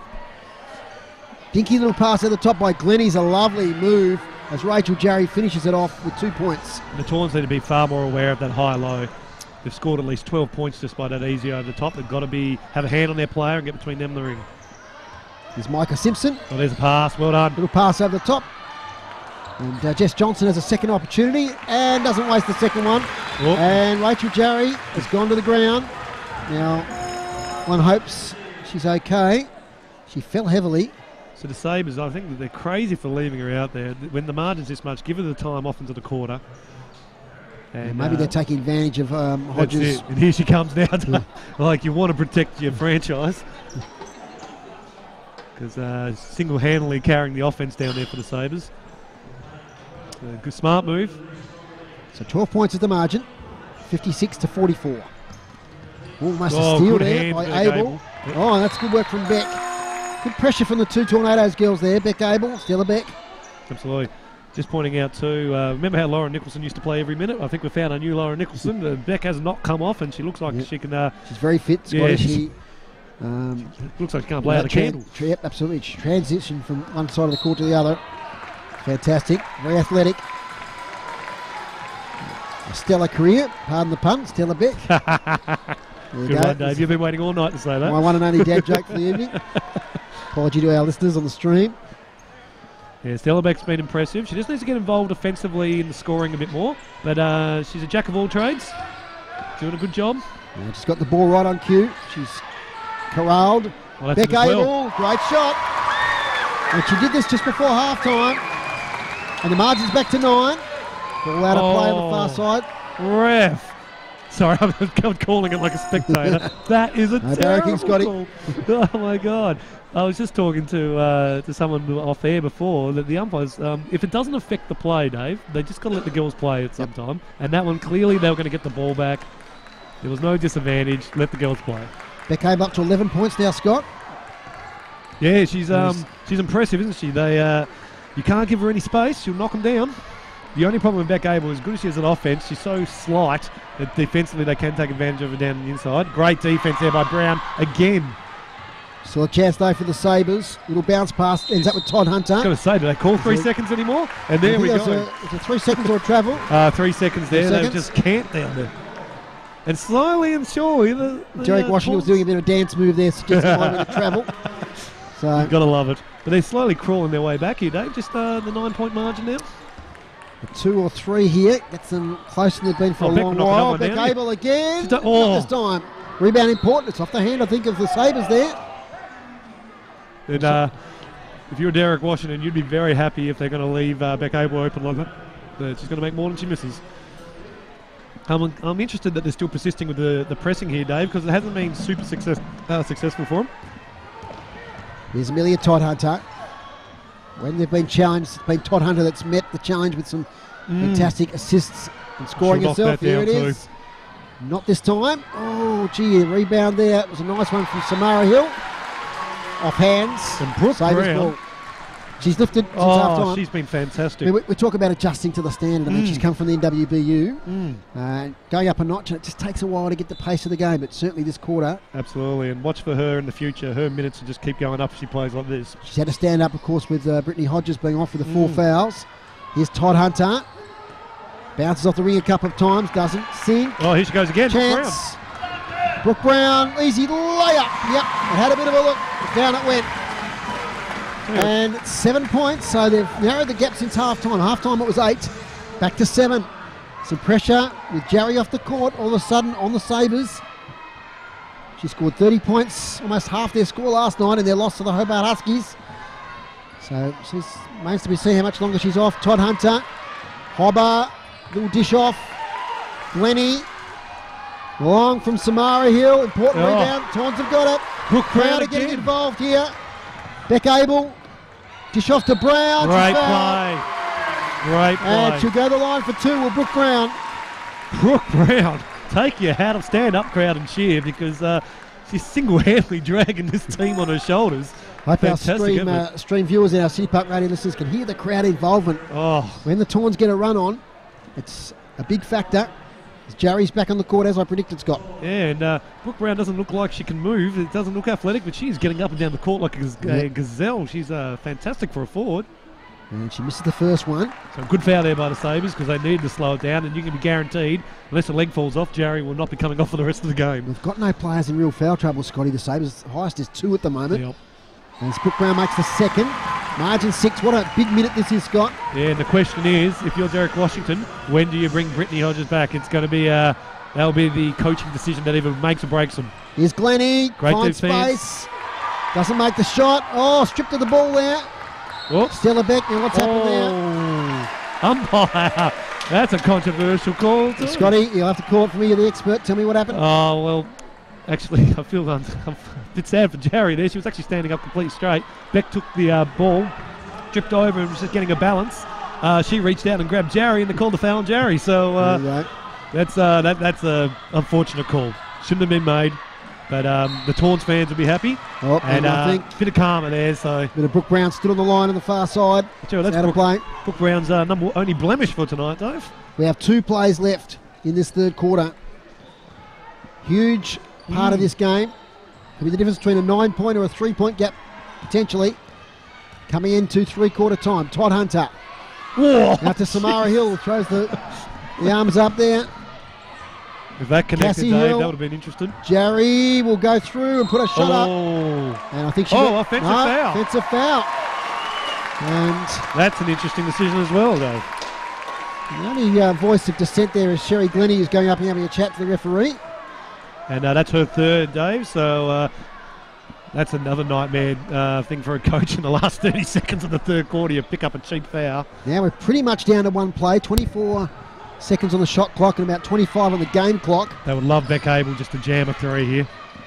Oh, jeez, they're giving her space. They're running the risk. Well, thinking about a shot there was Beck Abel, would have been a huge one from there. Oh, Jess will get this. It's Jess Johnson. Misses on this occasion. Oh. We've got some contact under the basket. Yeah, against Steph Beck there. That's another one. I think that's the fifth team foul, I think, Scotty. It's crept up on me. So we'll go the other end for a couple of free throws. That's a bit unlucky. I was just watching Rachel Chow. She turned around to the ref and said, "That can't be on me." She was about to give him a spray. He said, No, Rachel. You've got the free throws. My wife Jo here doing a great work on the camera. I haven't mentioned that yet. She's doing well. Not easy to do. Up here in the bar area of Elfin Sports Centre. So Rachel Jarry makes the first. And she'll make this one as well. And watch the ball. I can see Derek Washington. 10 seconds left after this free throw. Yep, she makes it. Watch them cover Beck Abel here. They won't give her any space. Out of 9 seconds. Micah Simpson's a pretty good shot as well. So here we go. Got to find the space to take it. Out it goes. Here's the last shot of the quarter. Missed Beck Abel. Almost a tip in. Almost a second time, Scotty. That was amazing. You don't often see tip-ins. Not from your point guard. No, that's incredible. No, it's incredible. I thought she was going to fly up and dunk it in then. That was incredible. But for our radio listeners, with all those oohs and ahs, it wasn't a basket. Yes. So it's three-quarter time here at the Elfin Sports Centre. And it's 58 Sabres, 50 Tornadoes. We didn't get a timeout that quarter, so we might go back to the studio for some messages. We're back here in a moment on City Park Radio and the live stream.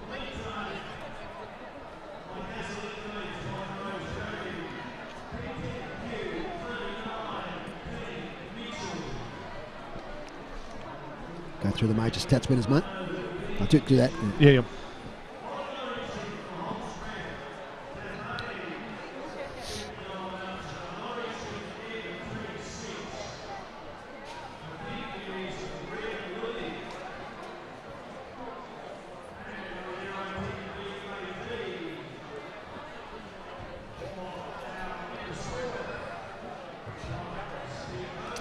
Yes, welcome back to our stream viewers and also our listeners on radio here in Northern Tasmania via our radio stream as well. Score is 58-50, so it was 8 points at half-time, and gee, the Tawns are the inexperienced team, a lot of young players, but they're acquitting themselves well. But the Sabres, when they're challenged, they've just got that bit of class. Jerry, Todd Hunter, the two Hill girls have been fantastic. Sherry Glennie, etc. They've just had the answers. Absolutely, and if you watched the flow in the two separate offences, the Sabres just look in control. They look like they can score when they feel like it. The Tawns are getting a lot of their score on the transition and on the defensive efforts, which has been fantastic. Just going through some of the box scores here for you, Dave. Rebecca Abel on 11 points, only scoring the 3 there. And as I said, Rachel Jarry, their best defender, going straight to her. So a bit of showing the respect they have for Rebecca Abel's shooting. Rachel Jarry, of course, 21 points there. Brooke Brown, 10 points. She was fantastic in that quarter, kept them in it. And Stella back there with 8, and of course Hill with 9, and Todd Hunter, who's been fantastic. Cassie Hill, I mean, she's just been so good tonight. I mean, she has. She's just done everything well. She hasn't been flashy, but every time she's had an involvement, Cassie Hill, and she's been scoring herself obviously with the 9 points. I think she had, 9 points and 6 rebounds too, Cassie Hill. She's very similar to Stella Beck, actually. They've got a similar role. As we come back in here, the question is, can the Tawns get enough baskets to fall? Their field goal percentage is slowly creeping up, Dave. We might get to those at the next stoppage, Scotty, as we're underway. Jess Johnson, little bounce pass underneath to Beck, off balance, puts up the shot. Now it does a 2 count, Scotty. It does. It does.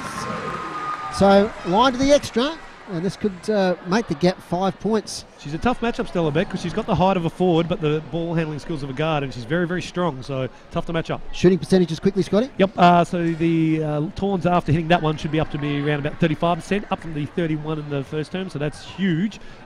Just watch this as she misses the free throw. But the big one is the Sabres. Their field goal percentage is dropping down to 38%. 38. So there we go. It's evening up a little bit. That's right. Here's Todd Hunter underneath the basket. Oh, what a great good move. Amelia Todd Hunter doesn't quite finish the job. Contested ball. She's still in there.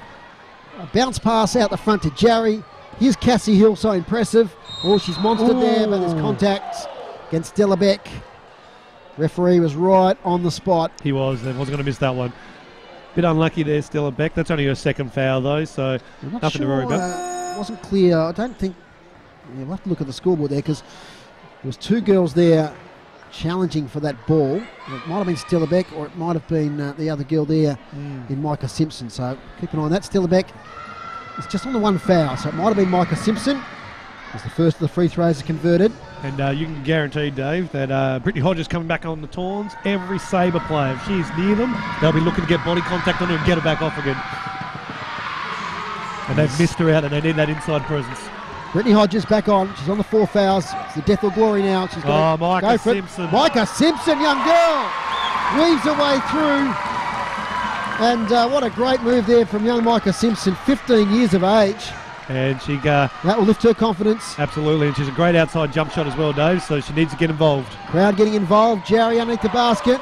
Gets the bounce pass out. Stolen away by Abel. Margin just 5 points. Stella Beck. Here's Jess Johnson. Doesn't make it. Rebounded by Samara Hills. Just says, settle it down, folks. The other ones where Stella Beck needs to, she needs to take those in herself. So a lot of adrenaline in the veins at the moment of the players. And so we've got a foul that I don't know what was committed there. I think it was a hold off the ball there, Dave. Yep. And Tornadoes player number 8, Beck Abel, gets her second personal foul. But yeah, a bit of heat in this game now. Tawns are standing up. I've seen a lot of Aisha Anna since the first half, Scotty. Yeah, well, actually, in all honesty, there's an injury there. Yeah, I like Aisha. I think just the turnovers, that she's just not controlling the ball. And I think the shooting of Beck Abel and, of course, Micah Simpson, just being a bit taller, I think they're just going with a bit more height. Sort of an even group of players there, haven't they? That's it. Little pass over the top to Jarry, puts a shot up, it's the front of the basket, doesn't make it. Oh. A lot of pressure on the ball carrier, Abel. Oh, the player dived in there. Took the knees out. It's almost the AFL situation there of taking the legs front of the player.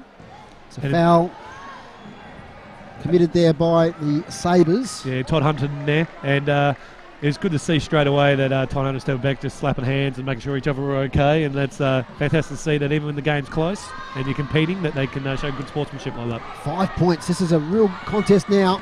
8 points at three-quarter. Here's Stella Beck.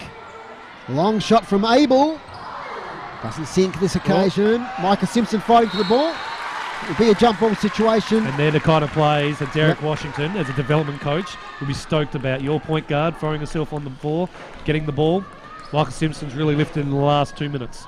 And this is why we have these competitions. It's these young players up against the Rachel Jarrys and the Amelia Todd Hunters. It's how they learn their craft. It's fantastic to see. As Todd Hunter really gets to the ball. Johnson does well. And Stella Beck needs to take this to the ring. Stella Beck, left, right, goes right again, puts it up, doesn't make it. Rebounded by Hodges. The shot's blocked. Great defense there from Todd Hunter. And now it's with Samara Hill to Todd Hunter. Todd Hunter was excellent there. Out to Batish. Jarry, starting 5 on now, I think, for the Sabres. Long shot, doesn't make it. But Batish there again. The heavy rebound that fell outside the three-point line.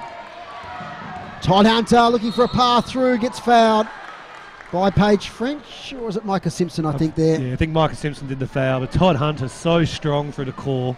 And that's the difference between her and some of the younger guards on the Tawns, is that they're getting bumped and dropping, having to earn their points on the free throw line, and Todd Hunter's able to maintain that strength and give herself a chance to make it a three-point play. So she's been exceptional, Todd Hunter. Experienced player, immediate Todd Hunter. She takes the first of the free throws. And great defensive play by her on Brittany Hodges under the basket, Dave. For a point guard to be able to stop the score off a big power forward, that's excellent play. Oh, a bit unlucky there. 6 points to margin. We've got a game in our hands here, folks. The Dandenong Rangers, Amelia Todd Hunter.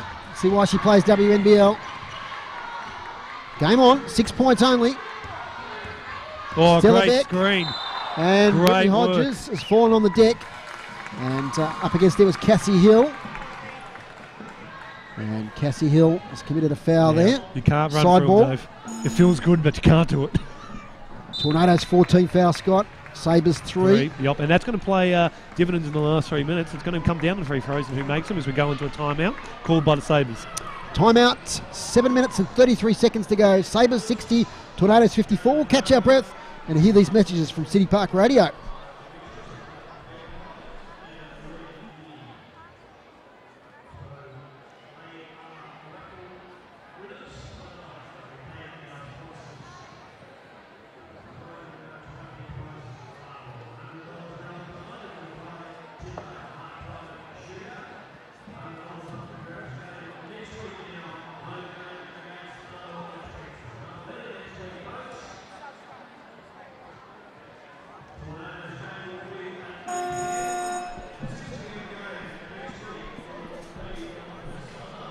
Well, Scotty, it's a low-scoring tussle in this first round encounter. And it's a lot of basketball to play yet.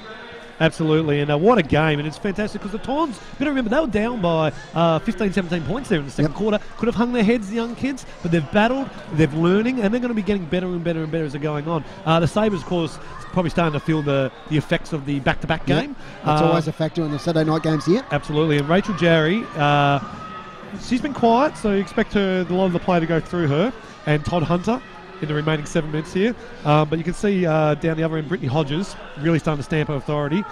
She's just got to play straight up defence at the moment and just keep punching away because they need her on the offensive end.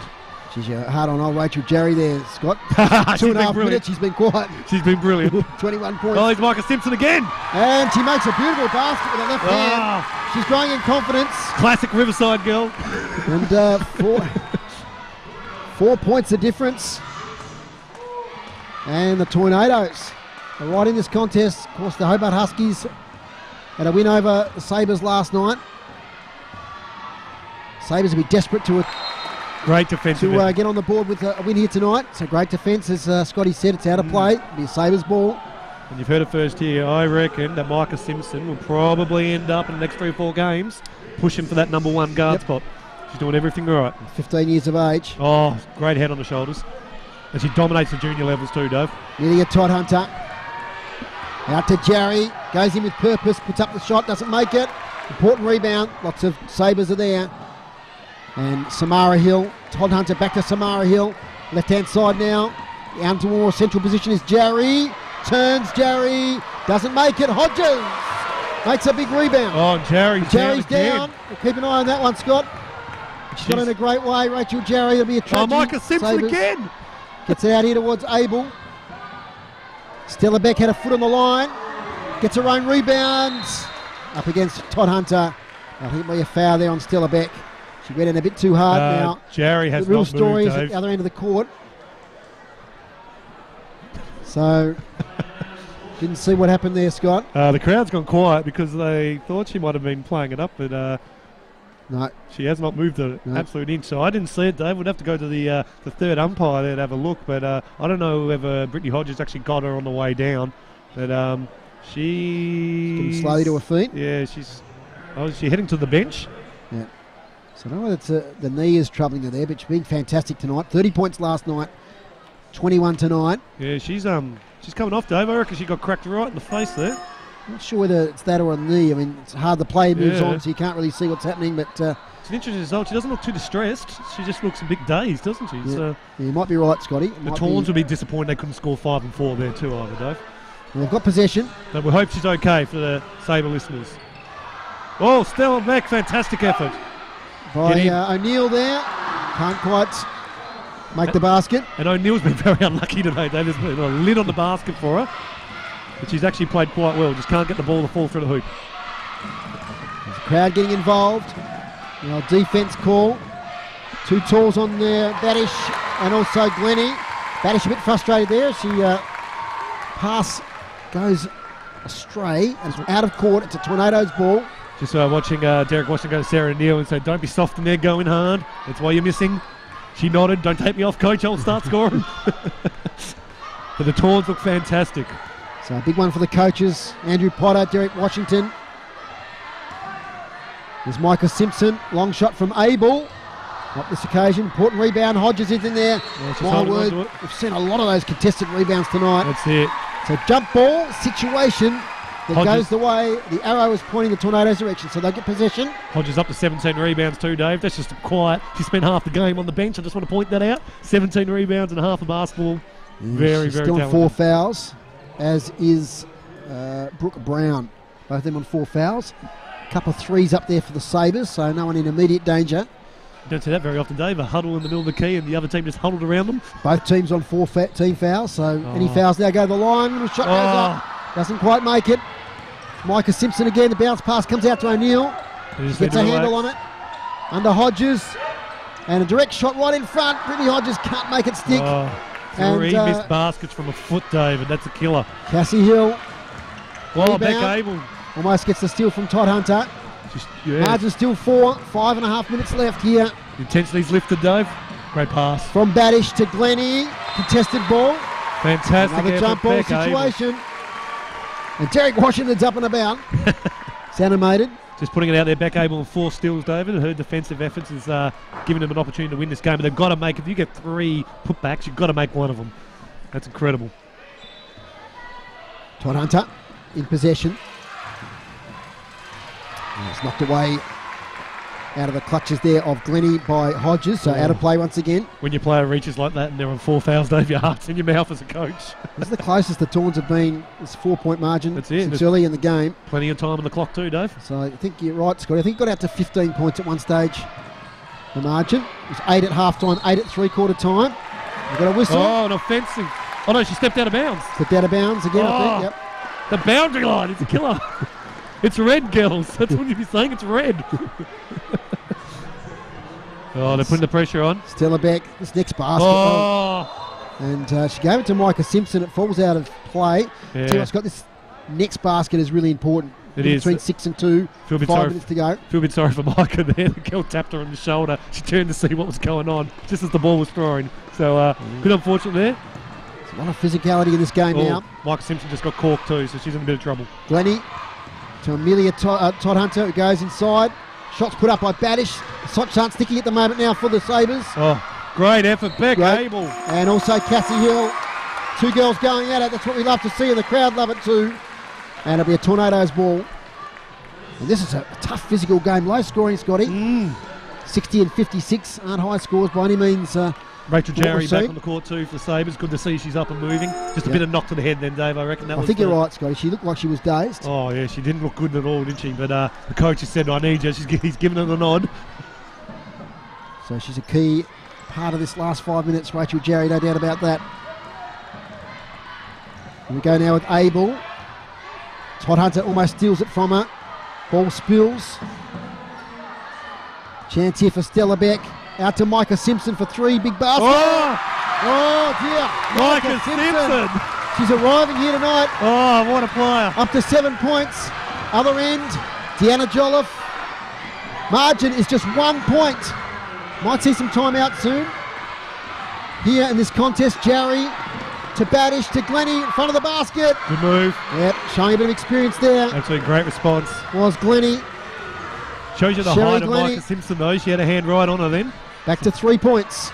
She'll pop another one here if we're not careful. To Simpson. Here we go. And again, not this time. Rebound important. It's Rachel Jarry just stood there and took the rebound easily. Gets around her opponent. Todd Hunter. Not this time. She's got a second chance now. Meanwhile, there's some contact underneath the basket as a player comes flying out. That's Deanna Jolliffe. Let's see how this goes. Yep, there'll be a couple of free throws, I think. Foul committed there on Deanna Jolliffe. There was a group of players there, and Deanna Jolliffe just came flying out. So she's got the 2 free throws. Yeah, Deanna Jolliffe, she's been good, mate. She's having a look here, only the 12 minutes, but she's one of these girls that can contribute across the board. That's the bench depth they've got, the Sabres, Scotty. They've got some good players that can come in and out of the game. Absolutely, they're all contributing steals and rebounds, and that's what you want from your bench players. They've just got to fill their roles. So it's out beyond a basket now, to 4 points. A lot of young people here tonight trying to distract Deanna Jolliffe, but she's having none of that. She makes the second free throw. You've got to love the confidence of Micah Simpson then. 15 years of age. Oh, pop one in your eye. There's Micah Simpson. She loses control this time. Taken by Sherry Glennie. They're looking for a quick transition with Todd Hunter. Jerry, they settle things down now. Plenty of time left on the shot clock. Back to Jerry. Badish. This is Deanna Jolliffe. Todd Hunter with a bit of space. Little pass over the top. Taken away by the Tawns. And it's with Beck Abel, who scored 11 points tonight, including 3 there she triples. Is. Great pass. Underneath Hodges, open, takes the 2. 2 points of difference. 3 minutes, 20 left. And as the season goes on, expect that to be the bread and butter of the Tornado offense, is that they'll just keep picking and rolling until they learn how to stop her. Ella Badish. And there's contact there on Jerry. She goes straight to the line. Stella Beck reaching over the top, made contact over the shoulder. Just having a look at the personal fouls there for Stella Beck, and that is her second, apparently. Yep, so she's been quiet. That's not bad. No fears there. Got a timeout, Scotty. So we've got 3 minutes and 9 seconds left. Sabres 64, Tornado 61. A couple of free throws to come. We'll take a break here on City Park Radio and on the NBL1 live stream.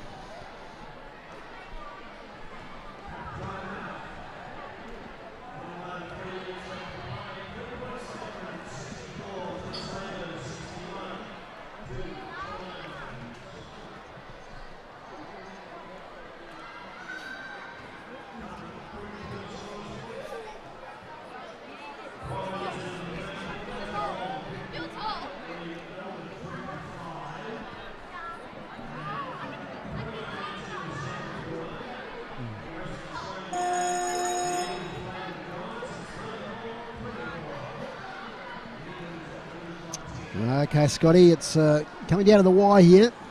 Yeah. Sabres lead by 3, couple of free throws to come. Very exciting, and unfortunately, you can just see this game the way it's going. The Sabres are going to try to get to the line as much as possible. They're shooting a fantastic clip from there. They're popping up in the high 70s, low 80s. The Tawns can't have that happen. They need them to get stops, and they need to get the fouls down the other end, because being on 4 fouls themselves, the Sabres. That's right. Tawns have been pretty solid from the line. They've only missed the 2. They'll be looking to get there, and you can see that Brooke Brown already rising the ranks. When the pressure's on, he's put her out there. Derek Washington, he's still unhappy with the call. He's playing to the ref. I think he got that one wrong. Is Rachel Jarry. Good serve by Up to Jarry. 22 points. Margin slips out to 4. And from the Sabres, I'd love to get a turnover in this next play and make it 7 or 8. Maybe put the game to bed as Jarry makes the second one. Margin is 5. Big play here, the Tornadoes. They really need to keep scoring each time up the court.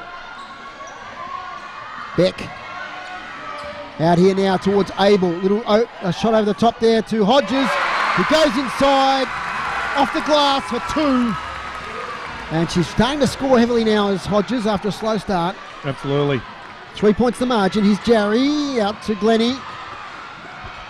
Glennie's confronted by Hodges. Jolliffe looks for a way through. Batish knocked away by Brown, only in the arms of Todd Hunter, who's in the corner. Shot clock problems now, only 2 seconds left. Shot goes up, important rebound for Hodges. Massive rebounding tonight. We'll get some stats from Scotty in a minute. Oh, they lose control of the ball. They get it back again. Going to get over the halfway line. There we go. Rebounds for Hodges, Scotty. You got him there? Yeah, I'm just looking it up now. So Hodges, she's on 17 rebounds. That's huge. Sets a screen there for Simpson. Oh. Launches a 3. Who's going to take this rebound? It's on the deck. It's taken by Badish. They might go quickly here through Jarry on the right-hand side of the court. They probably didn't need to take that shot either, Dave. They can be a bit smarter than that. Great move. Turning, nice. Ella Badish had it. Back turn to the basket. Turn, left-handed shot. Back out to 5. And it's almost a steal, although no, the referee said there was some contact there by Todd Hunter on Micah Simpson.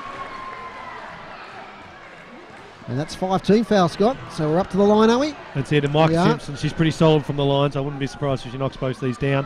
Just looking at Todd Hunter's steal numbers, she's up to 3 now, but that effort made in contact the with that one. She was a bit unlucky there, to be honest. That one looked pretty clean to me. That's the thing I wish with the refs, they just allow a little bit of contact. You've got to allow the girls to compete. And Jess Johnson getting ready to come on. Micah Simpson. Oh, this is the first commentator's curse. Oh, put the boxing on her. She'll make this one. See the second one. There it is. Oh, no. You missed it. Still margin, still 5. Put that in the history book. I've never seen a miss 2 in a row. A lot of pressure though, Scott. There is a lot of pressure. Not your bread and butter game, this one. It's NBL1. As Jolliffe gets it to Todd Hunter. Now to Glennie. Big play this one. Underneath the Todd Hunter. Puts it up. Oh, what a shot. What a great shot from Amelia Todd Hunter. She was literally right underneath the basket. With the reverse scoop. Planted the 2 feet. As Scotty said, the reverse scoop. And the margin's out to 7 with just under 90 seconds to go. Timeout. Back here in a moment.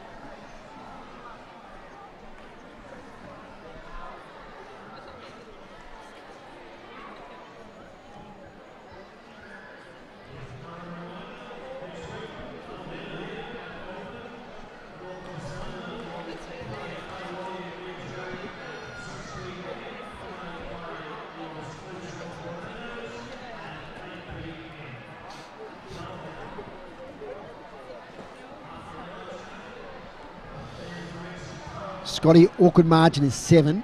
Yeah, that could have been a nail. While it's 5, you're always within that one basket range. So it's going to be tough from here, but not impossible. They need everything to go right. It's a bit disappointing to have gone some big threes there where they really needed to bang it into players like Brittany Hodges and Stella Beck and get them to keep that margin ticking in that 1 to 3 range.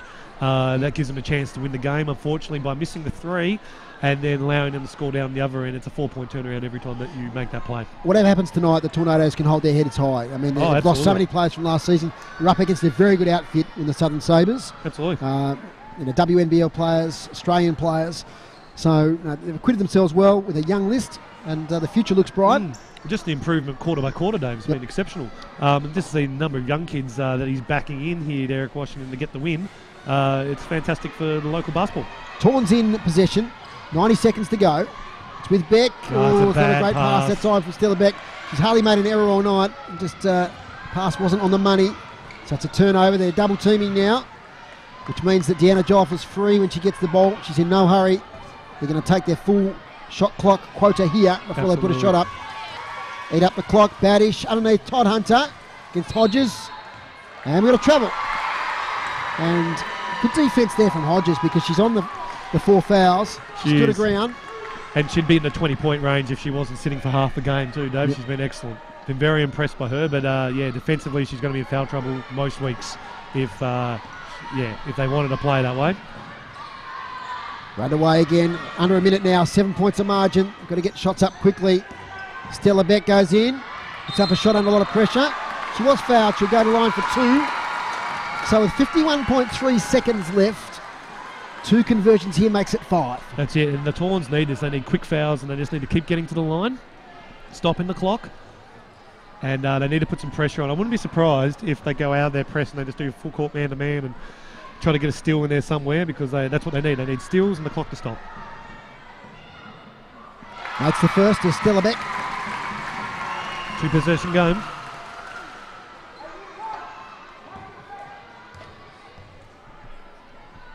And second one misses on this occasion, so it's 6, which is an awkward margin now.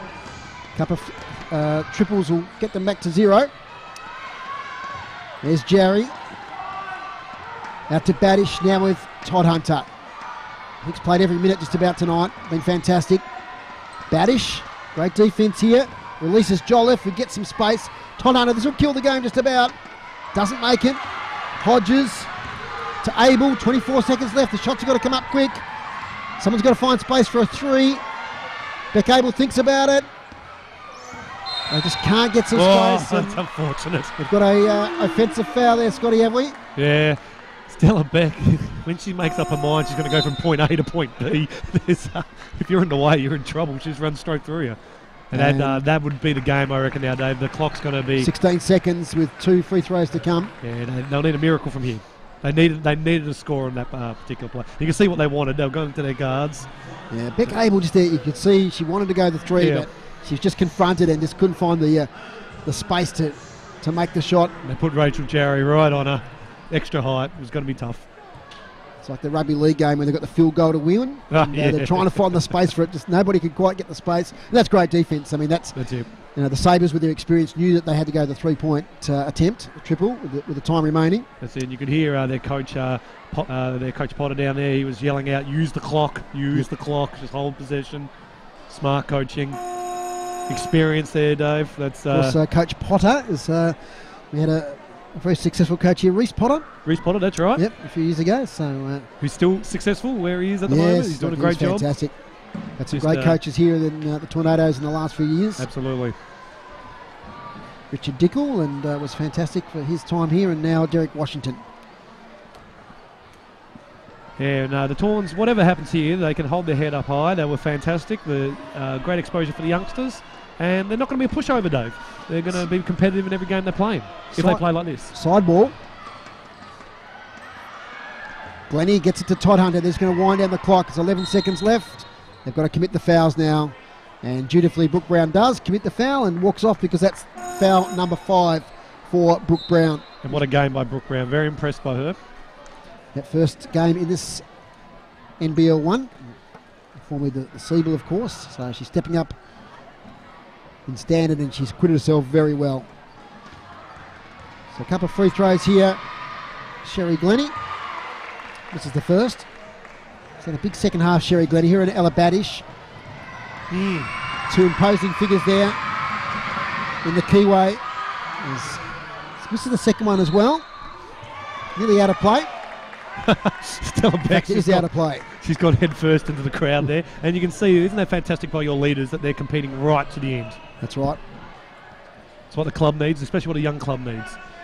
Use every second. So it's a Sabres ball from the corner, right in front of the cameraman there. It's taken here by Todd Hunter. And the foul was committed there by Michael Simpson with 6 seconds to go. So another couple of free throws. They missed the last couple, but I think it's all academic now. Yeah, they'll aim to hit this one. Generally, when you've got time left, you just want to bounce them off the ring because it sucks the seconds down, but no need for that now. They're home and hosed. Todd Hunter, so impressive tonight. It's the front of the ring. And sometimes just a bad free throw shooter. No. She's had a fantastic game. Been great. Good road trip for Amelia Todd Hunter. She missed the second. Can the Tawns get it and put up a 3 very quickly? Micah Simpson, there she goes. Not this time. Effort. It's rebounded. The time has expired. It's all over here at the Elephant Sports Centre. Round 1, NBL1 action. Congratulations to the Southern Sabres. They've defeated a very gallant Tornadoes 70-64. Scott, some quick thoughts before I get you to go down and grab a player. Excellent performances there, right across from both teams and right across the board from both teams. I mean, Rachel Jarry showed her class. She was scoring at will in that first quarter, and I think that knee and just a couple of blows to the head slowed her down a bit. Very impressed by Brittany Hodges. I think she's going to be a star for the Tawns, as is Stella Beck. Brooke Brown, fantastic. Todd Hunter, exceptional. Billy made a mistake, and both the Hill girls were also very good as their bigs in Batish and Glennie. Just too big for the Tawns. They'd struggled keeping them off the boards in those offensive scores. But what a game. It looked like it was going to blow out. Fantastic game. Scotty, see if you can go down and get someone for us for an interview. I'm on my way. And we might just take a quick break and a couple of messages from City Park Radio.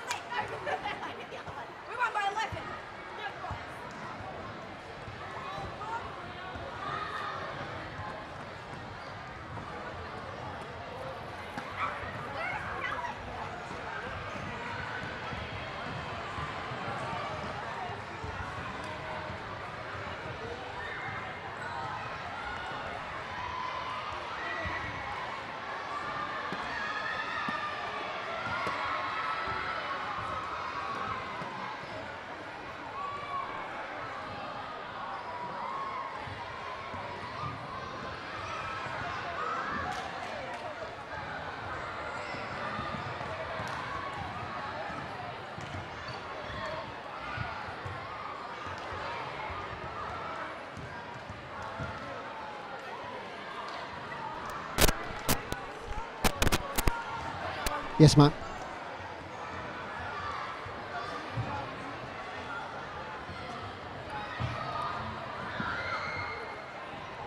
Okay.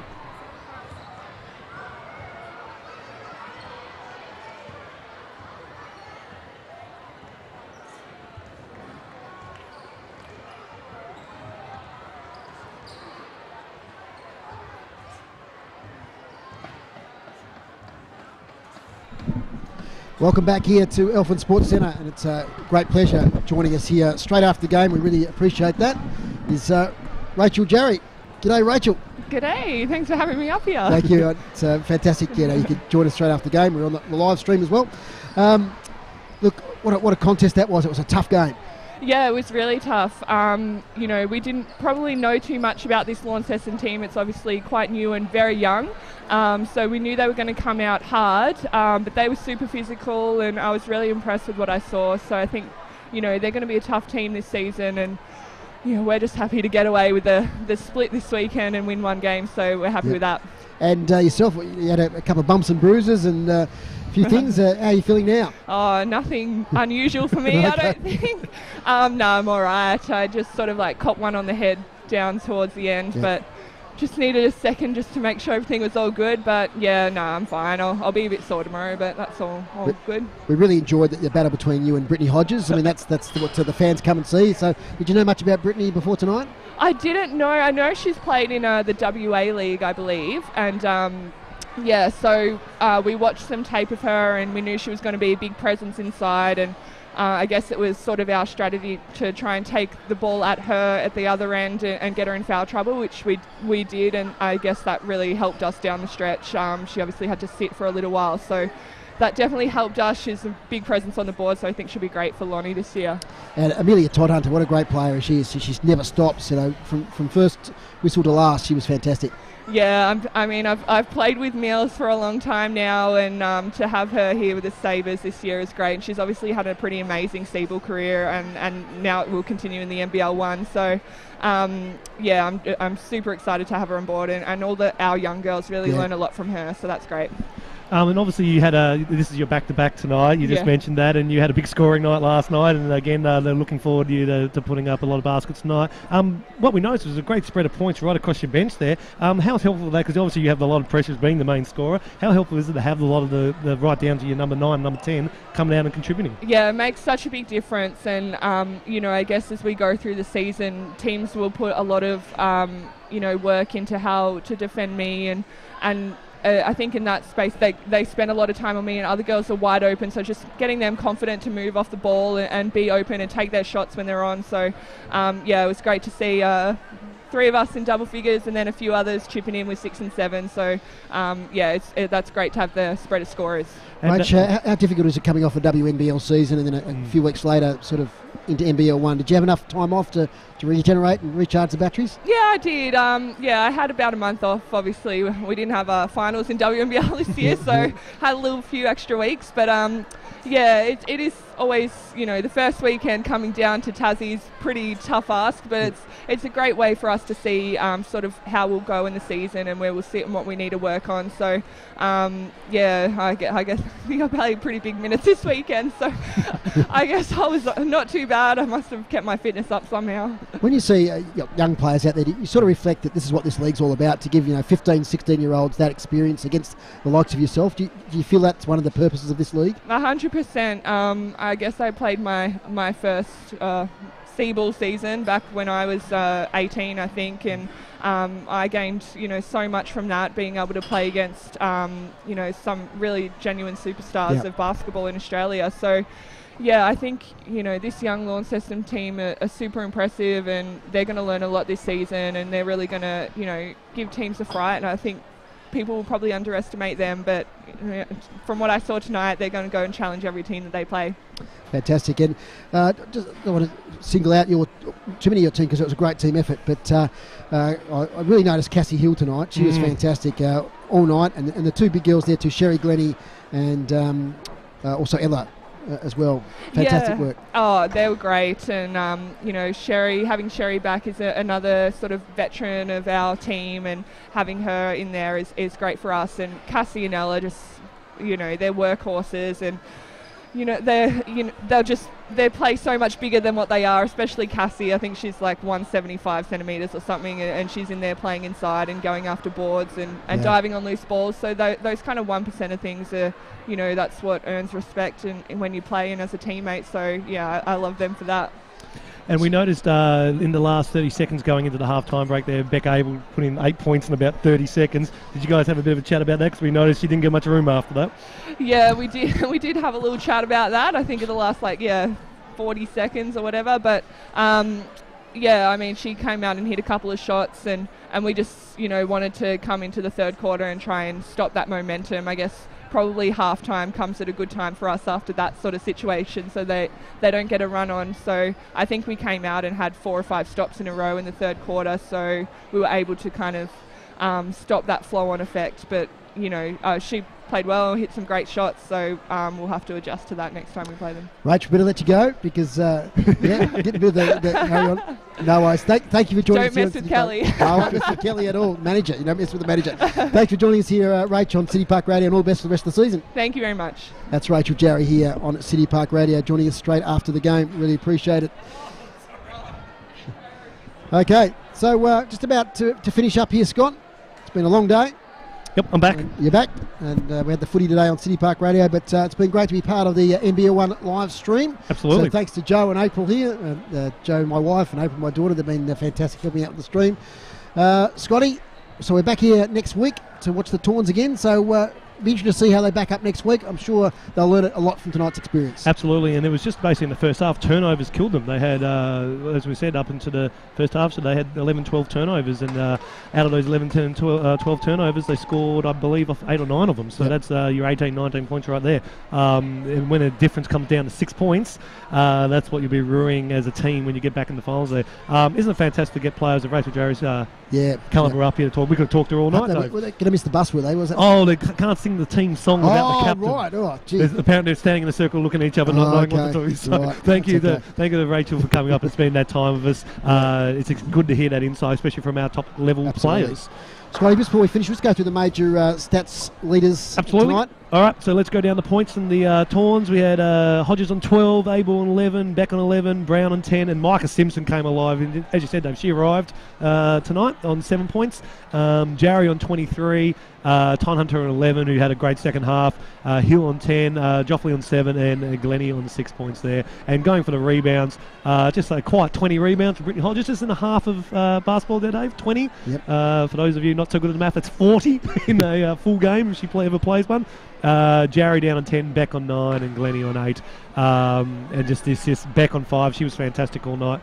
And Hill not far behind, playing very similar roles, almost cancelled each other out with the roles that they played. So great young talent on both sides, and some really impressive numbers there, some scary numbers. A lot of teams will be looking at how the Sabres handled Hodges then, and they'll be following suit. So it'll be interesting to see what happens if she puts in the four-quarter performance. And we noticed the field goal percentages really evened up there towards the end. 36 Sabres, 33 Tornadoes. That was quite a disparity early on, but ended up being quite close.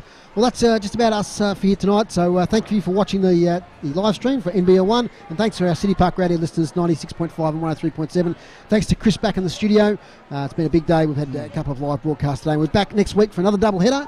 Tornadoes in the evening and North Launceston versus Clarence in the afternoon. But from City Park Radio and from the NBL1 live stream, it's goodbye here from the Elephant Sports Centre, and it was a victory tonight to the Sabres, 70-69.